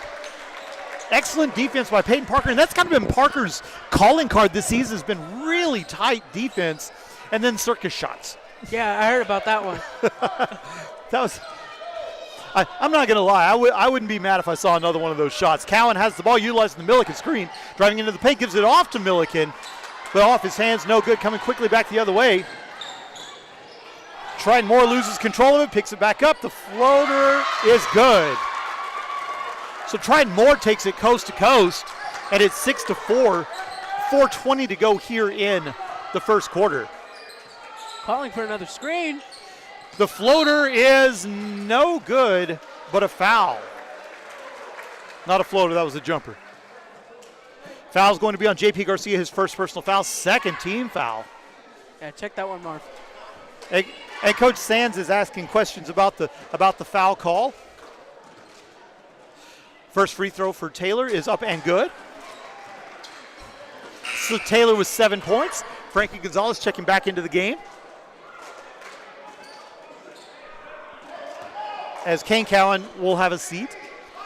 And he'll get an earful from Coach Whitfield. Second free throw is up and good.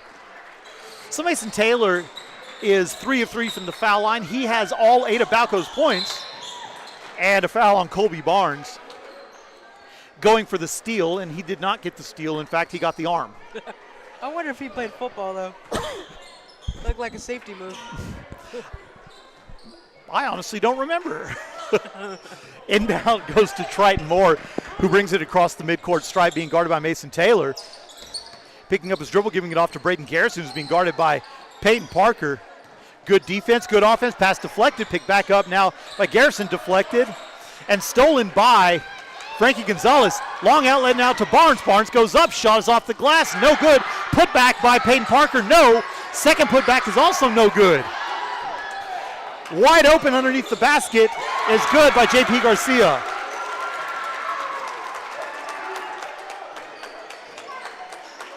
Coach Whitfield giving official Marlon Sparks an earful. He's about to get teed up.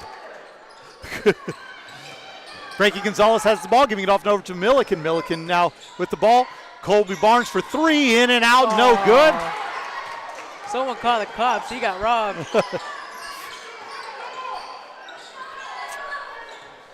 He did long three-pointer, is good. Triton Moore with a long three-pointer, and Goodwell leads by 2, 9-7. 3:07 to go here in the first quarter. That range from the freshman. A 9-1 run now is the floater by Mason Taylor is good, and the ball's stolen by Peyton Parker off to Taylor. Taylor up and under is good. 11 for Mason Taylor, and it's 11-9 Balko. Into the front court now are the Eagles. The floater is no good. Put back also no good. Coming quickly back the other way. Picked up now by Kale Collins. Collins for 3. This is an interesting game so far. Wow. This is interesting. That was unbelievable. Triton Moore with a great putback. This game is not cheap on entertainment value so far. We might have to sell it on pay-per-view. I think so. No, we want people to watch. Driving layup by Frankie Gonzalez. His first points of the game, and it's 13-11 favor Balko. 2:05 to go here in the quarter. Driving now on the far sideline, Braden Garrison has it picked up by Peyton Parker. Now top of the key. Triton Moore has it being guarded by... Ooh, I got to catch my breath. Ball is stolen by Peyton Parker driving. Hard off the glass, no good. And a foul by Frankie Gonzalez. That'll be Gonzalez's first or second. What up? Tackle by Frankie Gonzalez, though. Right? Well, interestingly, Gonzalez started the season as Balko's quarterback, but then he missed after the first game because of sustained concussions. He just wanted to get that time in football. Right, he did. Driving into the front court. Pass down to the block. Turnaround jumper. Misses everything. No good. Rebounded by Mason Taylor. So that foul was the first on Frankie Gonzalez. So his shooting percentage isn't very high. Colby Barnes for three. In and out. No good. Rebounded by Parker Tharp. Ball stolen by Frankie Gonzalez. Over to Peyton Parker. Wide open. Colby Barnes under the basket. Layup is good. First basket for Colby Barnes. It's 15-11. A minute 13 to go here in the first quarter. Into the front court. Braden Garrison giving it off now to Triton Moore, being guarded by Taylor. Moore goes around Taylor, driving in. The floater is no good. Hard off the glass. Rebounded by Taylor. Looks around. Nobody really wants to take it, so he's going to take it himself. Under a minute to play here in the quarter. Long three for Taylor. No good. Tipped back by Milliken. And Balko to reset the offense. 43 seconds to go here in the first quarter. Handing it off to Barnes around the double team. The floater from the paint off the front iron. No good, but he's fouled on the shot. I think that's going to be on K.O. Collins. It is going to be on K.O. Collins, his first personal third team foul. Colby Barnes will be at the line to shoot two. This is one interesting game. This has been an exciting quarter. So two free throws for the 6'1 sophomore from Balko. His first free throw is on the way. And no good. He wasn't even looking at the rim when he shot that. Coach Whitfield isn't going to be happy at that. He was looking at the player from Goodwell when he shot the free throw. So Coach Whitfield's not going to be happy at that one. Second free throw is on the way and good. So he converts one of two. He has three in the game, a 5-point lead. Gonzalez taps it away, deflected out of bounds off of Parker Tharp, and it will be Balko basketball. Heads up play by Frankie Gonzalez there to save it, and it will be a free possession for Balko. Okay, so the officials talk it over, and they'll say it was off of Gonzalez as he was out of bounds. That still was a smart play. It still was a smart play. That speed and athleticism that he possesses. Long outlet, deflected out of bounds by Levi Milliken. Milliken deflects it to the Balko superintendent. Now he's still not playing no matter which team deflects it to him. He's getting a lot of action in this game, though.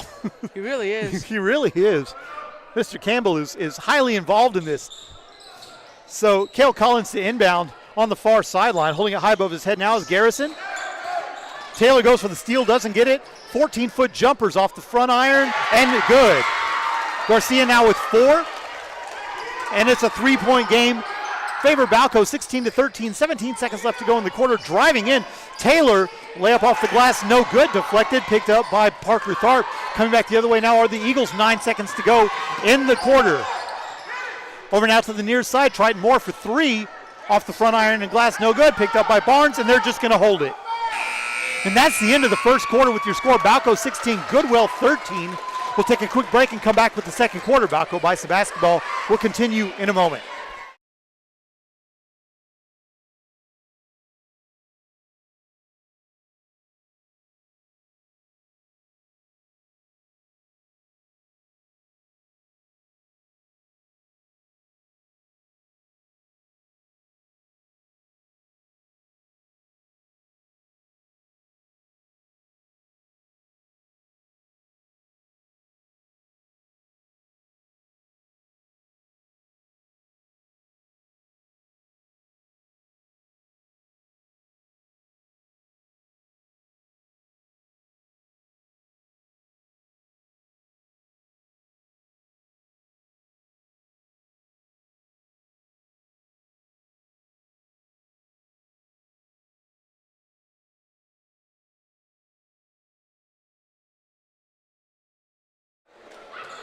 Welcome back to Bison Gymnasium here at the start of the second quarter, where Balko leads Goodwell by a score of 16-13 in a game that's been high on energy and everything else. Balko's ball to start the second quarter. Mason Taylor bringing it into the front court. Looking to get rid of it. Can't, as Kane Cowan is being guarded very closely. Taylor takes the elbow jumper himself. In and out, no good. Rebounded by Braden Garrison. Long outlet, too far for everybody. And it will be a turnover. Balko basketball. 20 seconds gone here in the first quarter, or in the second quarter.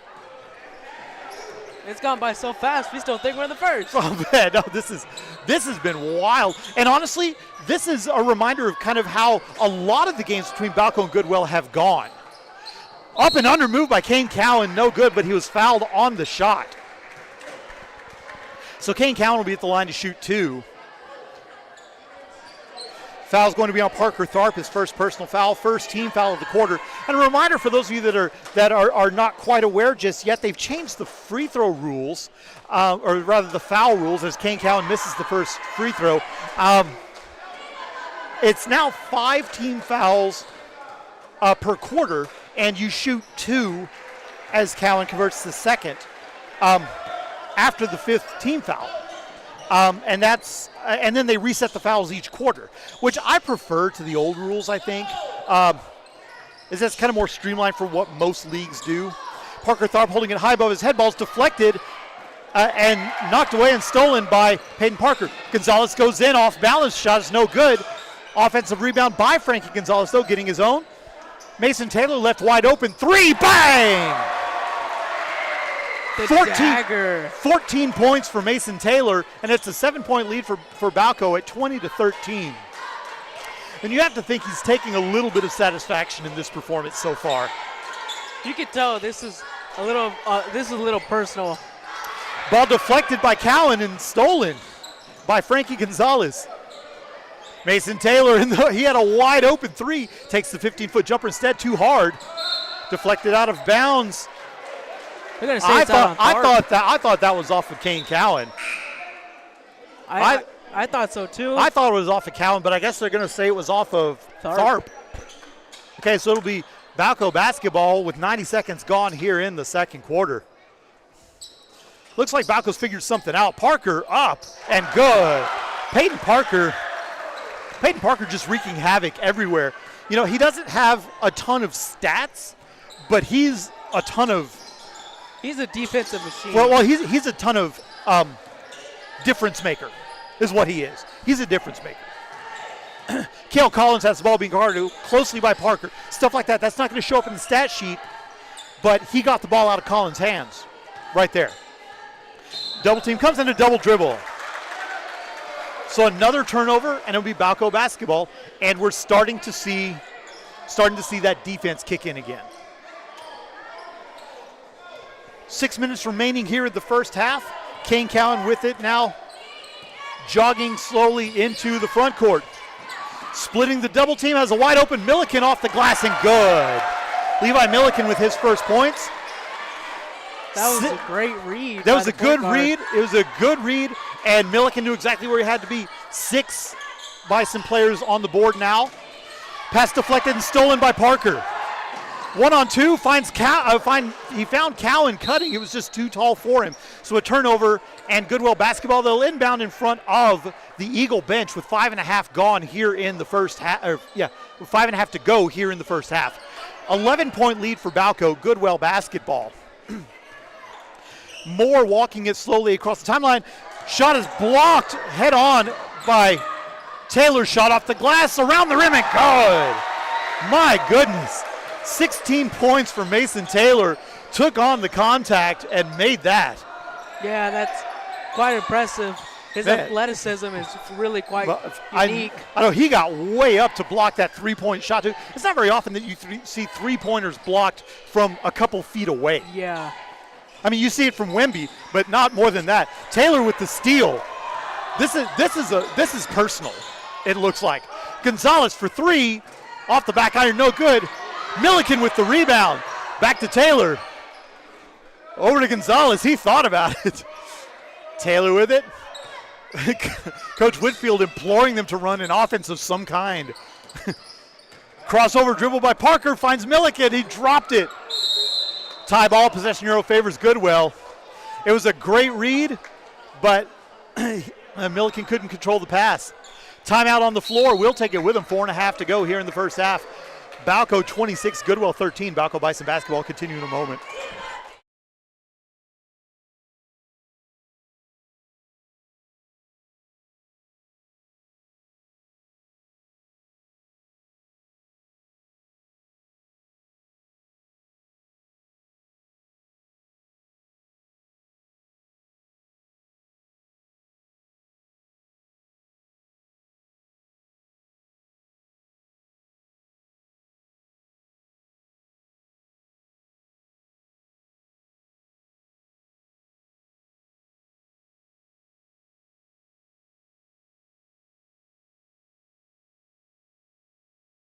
Welcome back to Bison Gymnasium. 4.5 to go here in the second quarter.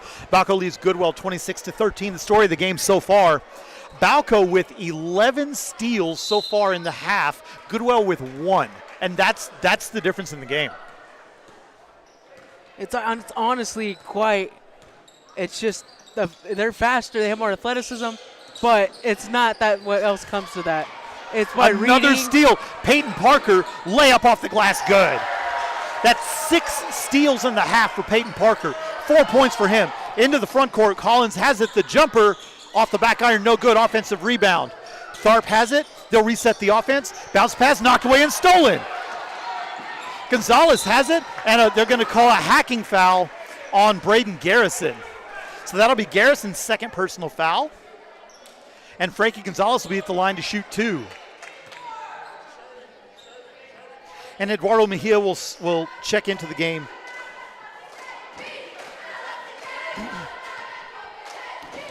Frankie Gonzalez now at the line. The first free throw is on the way. Off the back iron, no good. So this is Gonzalez's first start of the season, starting for Nathan Cardwell, who's missing today's game with illness. Yeah. So Parker Tharp will have a seat. Tharp is another one of those, he's been everywhere, not necessarily showing up in the stat sheets, though. So to put him on the bench is going to kind of hurt. The second free throw's up and good. 3 points for Gonzalez. He's 1 of 2 from the line. And it's now 29-13, favor Balko, just past the halfway point here in the second quarter. Bounce pass over to Triton Moore, down to the paint, and it's another turnover. Mejia lost his footing right there on the baseline. Gonzalez will inbound, and he'll give it off to Mason Taylor. Taylor has 16 points so far in this game. That's incredible.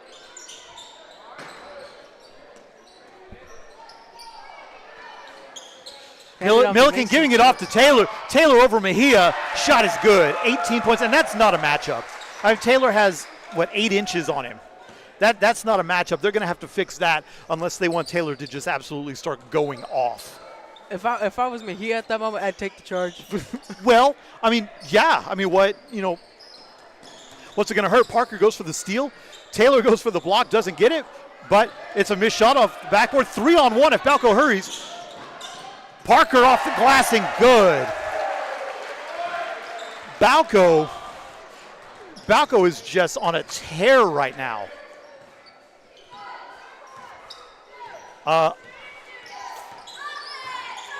Triton Moore giving the ball off to Braden Garrison. Free throw line jumper, no good. Rebounded by Kane Cowan. Cowan on the near side, a lot of contact, no call. Splits the double team, the layup over Collins is up and good. That's 3 points for Cowan. And all of a sudden, it's a 22-point lead for Balko, 35-13, 2.5 to go here in the first half. The way they're playing, that says right there, there's no mistake to it. They played the better defense. They're running the better offense. And this is what you get from the team. Ball's knocked away, picked up, and stolen by Peyton Parker. My goodness, what was that, 7? Wide open, Taylor. And that's 20 points in the half for Mason Taylor. Under 2 to play here in the first half. Shot is deflected by Mason Taylor, coming quickly back the other way. 3-on-1. Parker off the glass and good. And this is turning into a layup drill in a hurry. 39-13 the score. As it's slowly turning into the practice. It is. It's almost looked like a practice drill here recently. Mejia, ball's knocked away and stolen by Cowan. Oh, Cowan tried to be unselfish with it, trying to give it off to Gonzalez, and it was too far of a pass. There's some moments where, yeah, unselfishness is what you want, but he was wide open. He had his defender on height. Right. Ja'Kai Evans checking into the game for Goodwell. I'm not sure who. Oh, Colby Barnes just checked into the game for Balko.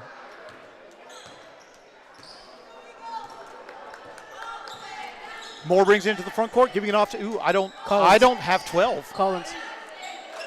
Number 12, his name is Cade Collins. Cade Collins. Okay, so the foul on Balko is going to be on Levi Milliken, his first personal foul. First team foul of the quarter. So Cade Collins with it.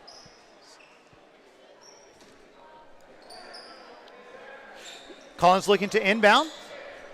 Does so to Moore. The shot's off the iron, no good. Rebounded by Parker. Long outlet to Colby Barnes. Wide open layup off the glass is good. 5 for Colby Barnes. 41-13, under a minute to play in the half. There's the challenge.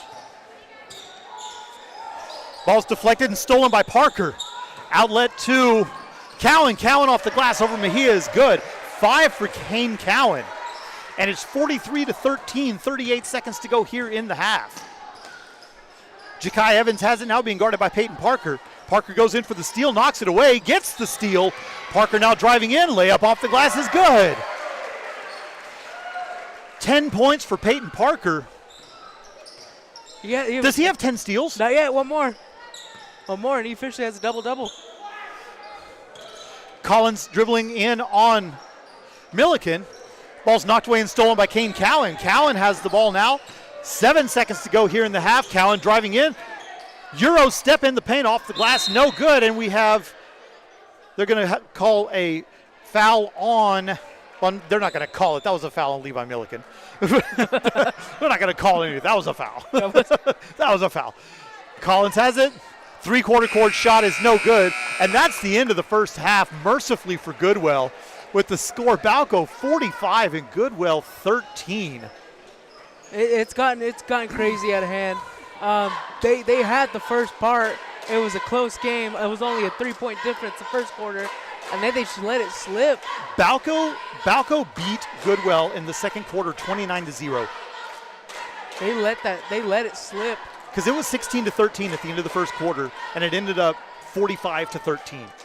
They gave up on energy. That was I don't know what happened. I don't think I've ever seen anything like that. I wonder if they just burned themselves out in the first quarter.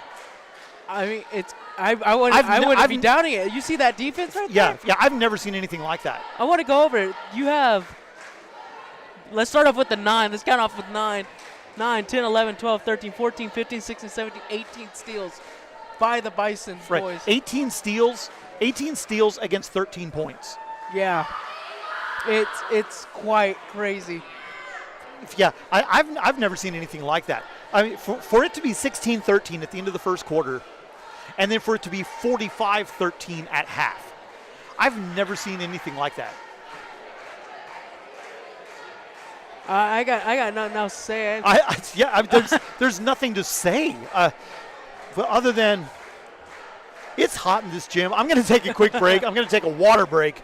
We come back, we'll have the official first half recap, and I'm going to gather my thoughts. Balko 45, Goodwell 13. Balko Bison basketball will continue in just a moment.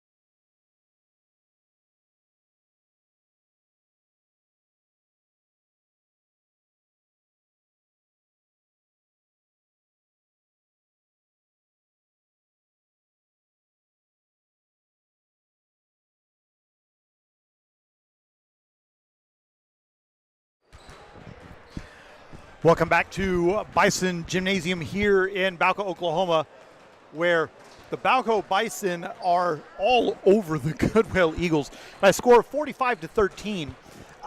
Pedro, at the end of the first quarter, it was 16-13. Correct. And then in the second quarter, it was 29-0. Favor Balko.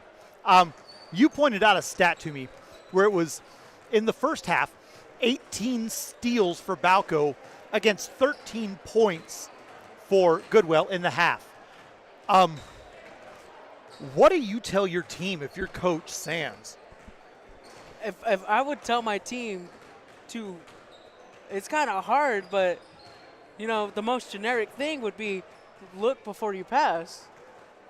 And it's not that easy.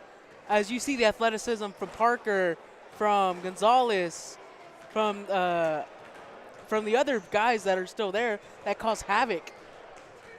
But you have to read before passing. Well, in the second quarter especially, it wasn't even off of passes. It was off the dribble, a lot of those steals. So just kind of recapping, Triton Moore led the Eagles with 5 points, 4 for J.P. Garcia.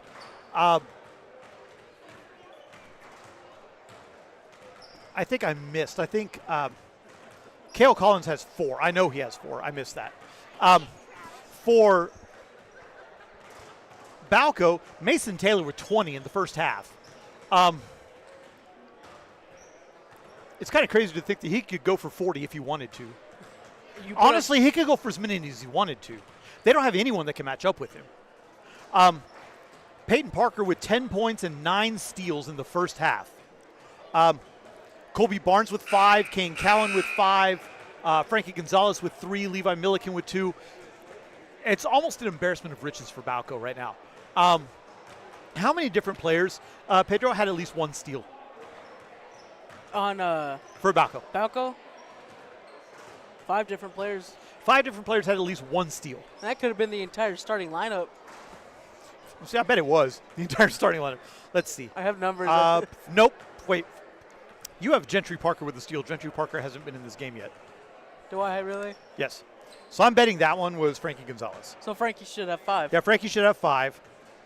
And then Peyton would have 11. Or Peyton would have 10. No, Peyton has 9. Mason has 2. And Kane has 2. Let me fix that on. Yeah. Oopsies. Because we can't be shorting people their steals. You know what? Nah, just give it to Peyton. Give him the double-double. Give him the double-double. We'll give it to Parker. Yep. Let's get him a triple-double here before this game's out. We'll get it to him. I think I saw him swat the ball about 10 times. Right. He may have. And you know what? Kane Cowan didn't necessarily get a ton of steals. He did have a ton of deflections. He did. And Peyton Parker had a lot more deflections that didn't go down as steals even. This Balko defense has just impressed me. It's just impressed me. So it will be Balko basketball to start the second half. Balko again in their home white uniforms with maroon, with the maroon script Balko across the chest, maroon lettering, maroon trim going right to left now across your screen. A Goodwell in their road purple uniforms with white lettering, gold trim going left to right across your screen. Mason Taylor with the ball now in the front court. Bounce pass over to Parker at the free throw line extended, holding it high above his head. Now to the elbow, looking to get rid of it, and gives it directly to Goodwell. So a turnover to start the third quarter. Oh, no. We're back in this pattern now. Then to the front court, Triton Moore. Gonzalez goes for the steal, doesn't get it. Three-pointer for Cale Collins is no good. Rebound loose on the floor. A lot of collisions. Collins with it. And there's going to be a foul on Levi Milliken. That'll be his 3rd personal foul, 1st team foul of the quarter. And I think they're going to will put Cale Collins at the line to shoot 2. Collins is 1 of 2 from the line. That's right, because Collins made the 3-point basket. Yeah. So Collins misses the first free throw. One more forthcoming for the 6-foot senior from Goodwell. Half a minute gone here in the third quarter. Second free throw is up and good for the lefty. He converts 1 of 2. He has 5 points, tying him with team high honors, and it is 45-14. Cowan has the ball now, giving it off to Gonzalez at the free throw line extended. Now back to Cowan between the circles. Taylor calling for a clear out, doesn't get it. Isolation dribble now, giving it off to Parker. Parker floater in the lane off the back iron, no good. Milliken goes for the rebound, does not get it. Coming the other way now is Collins into the front court, numbers back defensively for the Bison. Between the circles now is Moore going into the paint, backing it back out. Good defense by Gonzalez there, deflected, but not stolen. Garrison, you heard that slap all the way. Ball's blocked by, I think that was Kane Cowan with the block. Shortest guy on the floor with the block. Taylor has the ball, crossover dribble, backing it back out. And Balko to reset the offense. Cowan sets the screen. Taylor, turnaround jumper is good. 22 for Mason Taylor. I swear, we need to time this kid on how long he stays in the air. He's staying in the air for a long time. Gentry Parker set to check in at the next dead ball. Maybe now he can get his steal that you gave to him. Maybe you're just a prophet. Maybe that's what it was. Gentry Parker goes for the steal, doesn't get it. Up and under move, no good. Rebounded by Mason Taylor. 4 on 3 for Balko. Taylor up and under move, hard, no good. Offensive rebound and put back good by Peyton Parker. 12 for him. Colby Barnes also set to check into the next dead ball. 2 minutes gone here in the third quarter. Largest lead of the game for Balko, 49-14. Offense dishearteningly static for Goodwell. There's not just a ton of off-the-ball movement. Three-pointer is no good, rebounded by Levi Milliken. Coming back the other way now is Mason Taylor, jogging it slowly across the midcourt stripe. Gonzalez was not ready for that pass. He caught it anyway. Kane Cowan utilizing the Taylor screen, going around it. Thought about the elbow jumper. Gonzalez faking the jumper. Taylor driving in through a double team. A lot of contact, no call. Over to Parker. Parker now driving the baseline. Passes it back out, deflected. Picked up by Taylor in the corner. Still has his dribble if he wants it. Decides to take it. Over now to Gonzalez. Thought about the long three-pointer. Bounce pass to the elbow. Deflected on the floor. Picked up by Balko. It almost feels like Balko's toying with them a little bit now. Playing with their food. Driving into the lane. The up and under move. No. Tie ball, possession arrow favors Goodwell. That was a strange sequence. I look like we were playing some street ball. Just for a little bit. Gentry Parker in the game now. And Colby Barnes in as Levi Milliken and Mason Taylor will have a seat. Now I can give Gentry a steal. Now you can give Gentry a steal. Well, not yet. He hadn't gotten it yet. But it does look like they're taking care of the ball better, are the Eagles. Collins driving in now through the paint, up the glass, and good. Collins with 7 now. Team high honors for him. Into the front court, Gentry Parker, wide open lane. Nobody guarded him. And he missed the wide open layup. I'm not sure what that pass was. Ball stolen by Peyton Parker. Parker with his 10th steal, so a double-double for Parker. Now in the front court, Triton Moore has it. Now down to the block, J.P. Garcia has it. Shot is no good, but a foul on Peyton Parker. His first personal foul, second team foul. I say we finally give him his double-double. That's well-deserved. Right. Yeah. I figured he already had it. So Garcia at the line to shoot 2. First free throw, high arcing free throw, misses everything, no good. I'm not gonna lie, I love his shot. It's like I do too. Shoot for the moon. Right, I love those high arcing shots though, I really do. Second free throw forthcoming for the 6-foot freshman. And that one went almost to the top of the backboard. Rebounded by Peyton Parker. It did hit rim, so they will play on. Cowan into the front court. Has Barnes wide open in the corner for 3. Bang! 3-point basket good. Colby Barnes. That's 8 for him.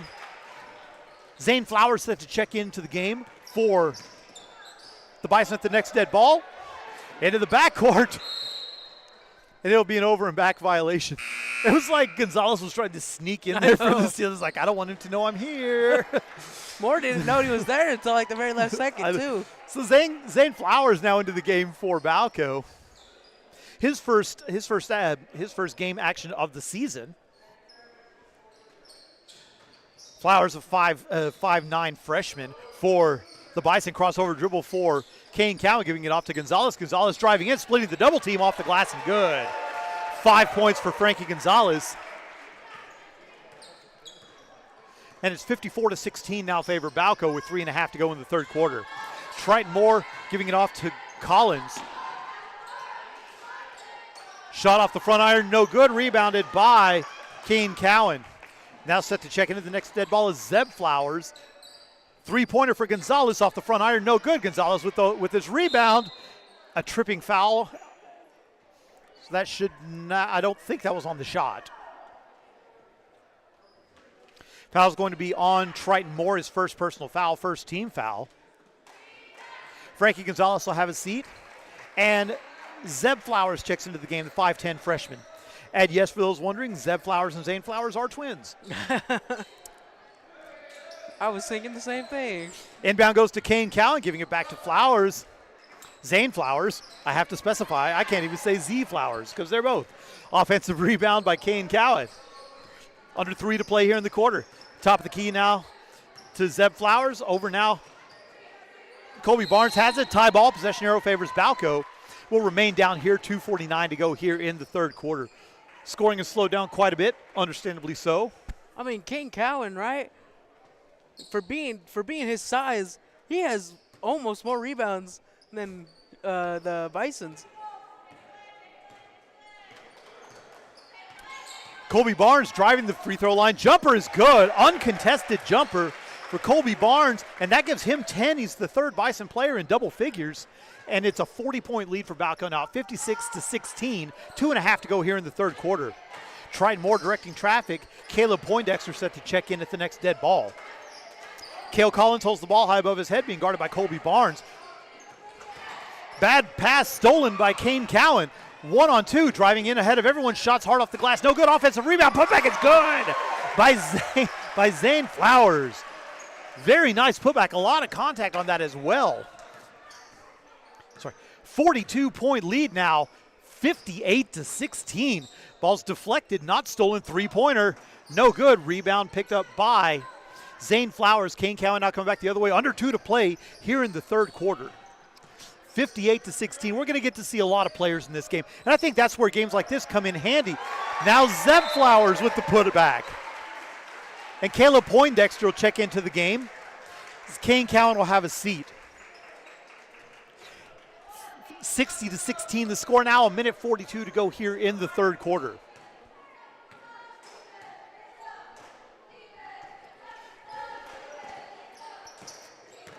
So driving in now, Triton Moore has it being guarded by Zeb Flowers. Over now to Cale Collins. The shot off the glass is good, driving in on Poindexter. So that's 9 points for Collins, and it's 60-18. Driving in now through the lane, giving it off now to Flowers. Back to Gentry Parker, top of the key. Now over to Zane Flowers. Thought about the jumper, opted not to take it, brings it back out. 1:05 to go here in the third quarter. Giving it off now to Gentry Parker, hesitation dribble. Spin move in the paint, brings it back out. Hard off the side of the backboard, no good. Under a minute now to play. 2-on-2, wraparound dribble, and the shot is good for Braden Garrison. Garrison's first points of the game, and it's 60-20. 43 seconds, three-pointer, bang! Three-point basket good for Zane Flowers. That's 5 for him. I don't know if you saw the look on his face. I know he looked surprised that he made that. I don't know why. I've seen him practice. I know he can shoot that and make it. I don't know why he's surprised. He can do that. In the front court, Cale Collins has it, being guarded by Colby Barnes. The shot misses everything. Poindexter has the ball. Tie ball. Possession arrow favors Goodwell. It will remain down here with the Eagles. 16.5 to go here in the third quarter. Zachary McDougal set to check into the game now for the Bison, and he will do so as Colby Barnes will have a seat.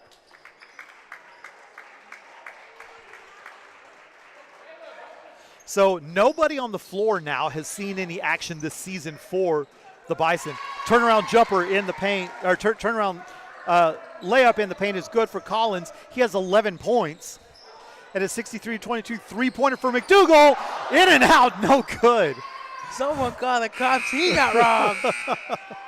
And that's the end of the third quarter with the score. Balko 63, Goodwell 22. We'll take a quick break. We'll be right back in with Balko Bison basketball live on the Balko Bison Sports Network.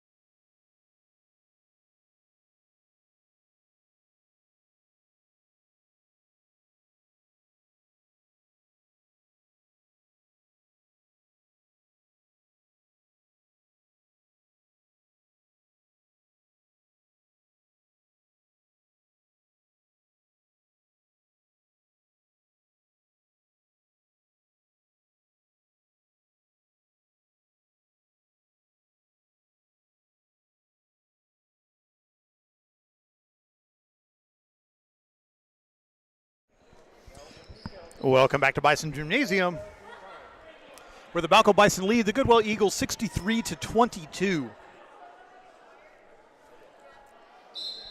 The five on the floor right now for Balko are Gentry Parker, Zeb Flowers, Zane Flowers, Zachary McDougal, and Caleb Poindexter. I don't know that I ever in a million years expected this lineup. So the jumper for Zane Flowers is no good. Ball is stolen by Zeb Flowers at the top of the key, giving it off to Zane Flowers. Zane Flowers for three. Off the back iron, no good. Rebounded by Nathan Haynes. Haynes coming into the front court now, being guarded loosely by Gentry Parker. Being picked up now by Flowers. Over now to Cade Collins. Collins guarded by Parker. Mejia cutting toward the basket. Collins doesn't see him, picks up his dribble. Now top of the key to Ja'Kai Evans. Evans jumper over McDougal from 16, no good. Rebounded by Gentry Parker. Numbers back defensively for Goodwell. Balko wanting to run, but numbers not there for the Bison. Parker picks up his dribble, holds it high above his head, giving it off now to Zane Flowers. Flowers double team, loses control of it, giving it off to McDougal. Now top of the key to Parker. Over now to the near side. Zane Flowers thought about it, threw a triple team off to Poindexter, getting rid of it now. Flowers for 17, no good. Rebounded by Collins. Cade Collins with it. Coming in now, Johnny Martinez set to check in at the next dead ball. Collins over Poindexter, no good. Rebounded by McDougal. Balko coming the other way now. McDougal crossover dribble, walking it across the timeline diagonally toward the far side. Giving it off to Zeb Flowers, back to McDougal. McDougal driving in on Mejia, brings his dribble back out to Parker, top of the key, over to Zeb Flowers. Shot no good. Rebound by McDougal. Back to Gentry Parker. Over to Flowers on the near side. Zane Flowers back to Zeb Flowers. Flowers faking the pass to Parker. Parker to McDougal. Lost control of the pass out of bounds. And Martinez will check into the game for Balko. Gentry Parker will take a seat. And it will be Goodwell basketball inbounding on the far side. Under 6 to play in the ball game. A reminder that the Bison will be back in action next Tuesday as they host the Tyrone Bobcats. The ladies will begin at 6:30 and the gentlemen will begin around 8 o'clock. Ooh. Collins attempts to pass to a cutting Mejia, deflected into his face and out of bounds. And you know that hurts. We've all been hit in the face with a basketball before. We know how that feels. That is not a pleasant experience. I mean, it's sad to say as long as it hit number 14's hair. I don't know what it is. Right. McDougal for three. In and out, no good. Rebounded by Nathan Haynes. Coming back the other way now are the Eagles, 5:20 to play here in the ball game. Haynes into the front court, being guarded by Flowers. Zane Flowers has the ball, guarding him very closely. Pass to Mejia is deflected out of bounds. It will be a turnover and Balko basketball. And this is some good experience for these kids. This at this point may not necessarily be the highest quality of basketball that we're going to see, but this is experience that these guys are going to need moving forward because they're not always going to be the 10, 11, 12th players on the bench. Yeah. Cross-court pass, now top of the key. Zeb Flowers, no good. Offensive rebound. Martinez put back, no good. Deflected out of bounds off of Poindexter, and it will be a turnover. Goodwell basketball with 4.5 to play in the ball game, and they're running the clock at this point. And I don't blame them. I don't blame him either. Let them have fun. Let them experience what it's like to be on the court. Right, exactly. But I don't necessarily see a 41-point comeback at this point. Now, if it starts to get down to 18, 16 points, then we talk. This will be purple basketball. I was watching the official. He said purple basketball. So it'll be Goodwell basketball. Apologize for that, guys.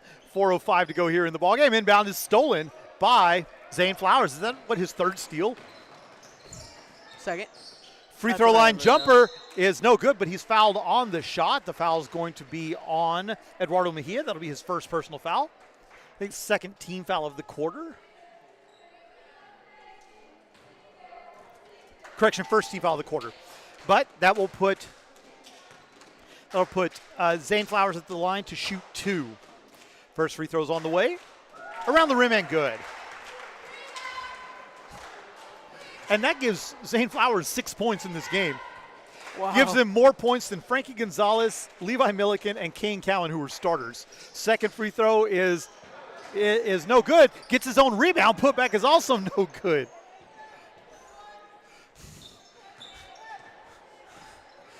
Into the front court is Collins. Ball's deflected and stolen by Zachary McDougal. Coming the other way now are the Bison. 3 to play. McDougal into the front court. Loose double team pass is too tall, but picked up by Poindexter. McDougal's shot is no good. I'll say team shooting percentages are going to come down here in this last quarter, I think. Driving all the way into the paint. The shot is off the glass and no good. Coming quickly back the other way are the Bison. Numbers back defensively for Goodwell. Zeb Flowers has it back to Zane Flowers in the corner. Thought about the jumper, opted not to. Zachary McDougal top the key. I think they're trying to find Johnny Martinez so they can get him a shot. Flowers in and out, no good. Rebounded by Desmond Garcia. And yeah, the team shooting average might take a little gamble, but can you really put a price on that on happiness over here? No. And it's a 40-point game. I mean, at this point, are we really counting percentages? Okay, Garcia backing down Martinez. Long three-pointer off the glass, no good. Mejia's put back, also no good. Martinez with the rebound. Coming up the line very quickly. Doesn't look like anyone's going to take him. Martinez goes up hard. A hard foul by Cade Collins. Did you see he slid from the baseline to the door? That was a hard foul. And Martinez didn't look very happy when he got up either. Man. So Johnny Martinez at the line to shoot 2. First free throws off the rim and no good.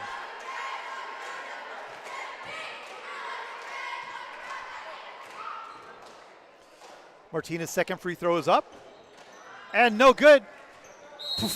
So he's just going to throw the guy who fouled him. I think, yeah, he had words for him. So I think Martinez was definitely not happy with that. Well, at the time winding down, this is right. Yeah, there's no need for that, but at the same time, and I'll say that, honestly, you've got guys that probably don't know how to foul at this point. If you've got someone going in aggressively, they don't know you don't foul aggressively. So the foul is going to be on Zane Flowers, his first personal foul. First team foul. Cade Collins at the line to shoot 2. Collins 0 for 2 from the line so far in the game. First free throw is up and good. I mean, if I came to high school here, this is when I go in. I look at the coach, put me in. There's under a minute left. They're running the clock on the free throws. Collins goes 2 for 2. He's 2 of 4 from the line, and it's down to a 40-point lead, 64-24, with 40 seconds to go here in the ball game. We do want to thank everybody for listening to this broadcast of Balko Bison and Lady Bison basketball. McDougal has the ball on the near side. McDougal for 3, misses everything. Put back by Poindexter, no good. It was like, there was contact. They're not going to call that right now. Yeah. Collins driving the lane, spin move in the paint, off the side of the side of the iron, no good. Rebound by Flowers, and Whitfield's telling him, "Don't you dare shoot." he told him, he said, "You stand right here." And that's going to be the ball game with your final score: Balko 64 and Goodwell 24. Balko's going to move to 2-0 on the season. Goodwell is going to fall to 0-2 on the season. Ooh, ooh, ooh, ooh, ooh. Okay. What did I do? I saw the ball in the air and I looked at your laptop. I didn't see the gentleman in front of me. I just saw the ball coming towards me. I thought, wait a minute, what did I do? And you see Mason Taylor having a great having a good conversation with a lot of his teammates, his previous teammates, having good conversations with them, and you got to love that. You got to love that. You got to love that there's no animosity there, no hard feelings or anything like that. And it's just a good thing to see.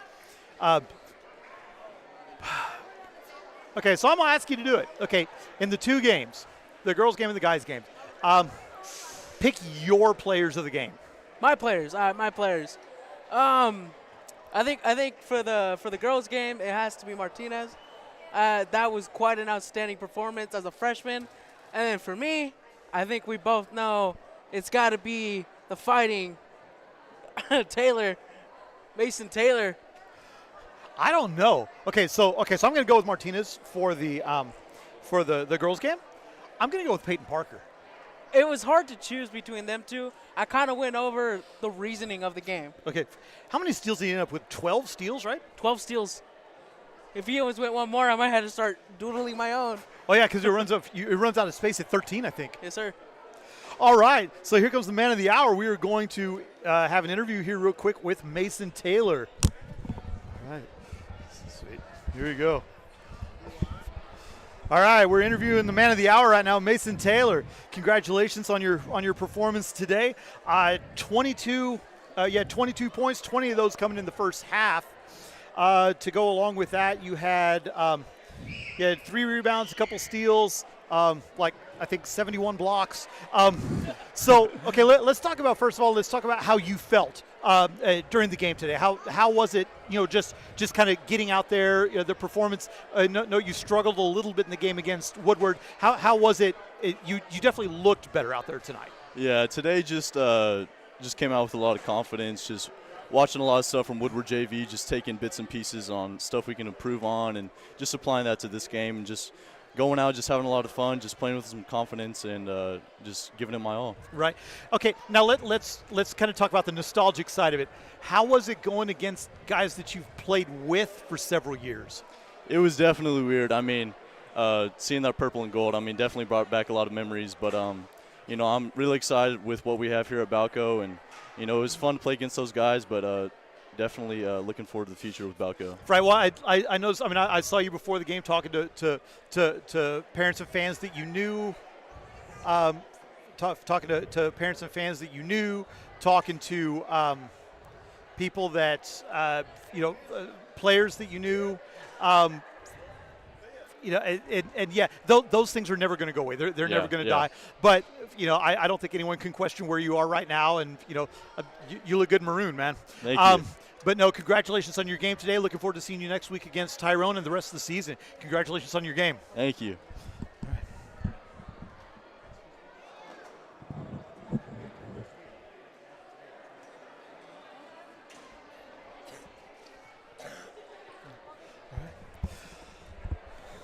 All right, and now we've got the player of the game for the ladies' game. We have Emily Trennan with us today. Congratulations on your game. Thank you. Another convincing win today. Y'all make it look so easy out there, and I know it's not. I know it's not what you do out there, but your defense has been nothing short of impressive so far in these two games. Has this been a point of emphasis for your team, or is this just something that you're just picking up and doing? Yeah, no, we really care a lot about defense. It's all about team chemistry. I love my team this year because no one's selfish. We give the ball up well, and on defense, they get after it. It's all them. It's my wings. They get steals from me all day. I love it. So, were you a little bit concerned coming into the season, looking at the roster and seeing freshmen? Were you a little concerned coming in? Yeah, but at the same time, I love freshmen because they care the most. Like, none of my teammates ever quit on me. They care the most. They're still dedicated at this point. I tell you what, I've not been in the community as long as a lot of people, but this is my 6th year, 7th year following Balko basketball. this team, I think, is my favorite to watch up to this point. Y'all are so fun. Your ball movement is spectacular. Yes, sir. When you work on that stuff in practice, is there anything that you do when you're doing that? You're like when you work on it, you're like, yeah, that's it. That's what we need to do. Yes, sir. Yeah, like I said, none of my teammates are selfish. They give the ball up well, and that's what really works out for us every time. Even when we're not like running plays and it's just like 5 out, like they know, oh, she's making threes today. Let's feed her the ball. No one's selfish. And on fast breaks, they give it up so easily. There's no, oh, I want to make this. I need points on the board for me. No, it's none of that this year, and I love it. The question of the year: have you made Coach Johnson smile yet? Yeah, she was smiling this game. I missed it. I was on this side, and I missed it. All right, well, congratulations, Emily. Thank hope you. you're able to get rid of that cough God, soon. yeah. I heard you coughing all day. All right, have a good evening. Take care of yourself. Get well. Look forward to seeing you on Tuesday against Tyrone. Yes, sir. Thank you. All right. So our players of the game today are Emily Trenham for the Balko Lady Bison and Mason Taylor for the Balko Bison. All right, some final thoughts for today's game. Pedro, I know that these teams are new to you. The Balko Bison team are new Yes, to you. They're very new to me. Okay, what are you walking away from today's games with? We'll start with the Lady Bison. I'm actually ready to see how far they can go in the season. I have no doubt that they will have a successful season this year. And I'm honestly, how young they are, I'm ready to see them take a deep playoff run. I can see it too. I don't really know how, is it Class B? Mm-hmm. Class B ball is, because I'm used to Class A. But I'll start looking over it. But yeah, I feel like you guys can make a deep run with how aggressive your defense is. Just minor details in offense. But I feel like that could be easily fixed, and you guys will have a great season. And for the Balko Bison? If Mason Taylor can play like that every time, I mean, and everybody else just keep doing what they're doing. Defensive wise, that was an incredible. I lost count, but it was 18 steals at half. Mm-hmm. If you can keep that up, I have no doubt that you guys will also have a successful season and make a playoff appearance. Well, I will say these games were an absolute pleasure to call. I love doing this. And Pedro, it was great to get to call with you, man. It was too. I've known you for years, and I'm glad I finally got to call one with you. It was good. So, ladies and gentlemen, thank you once again for listening to this broadcast of Balko Bison and Lady Bison basketball. Until next time, I'm David Vaughn. I was joined by Pedro Martinez. Remember that no amount of success can compensate for failure in the home. Make sure that you let your family know each and every day just how much you love them. Until next time, take care and God bless. Peace.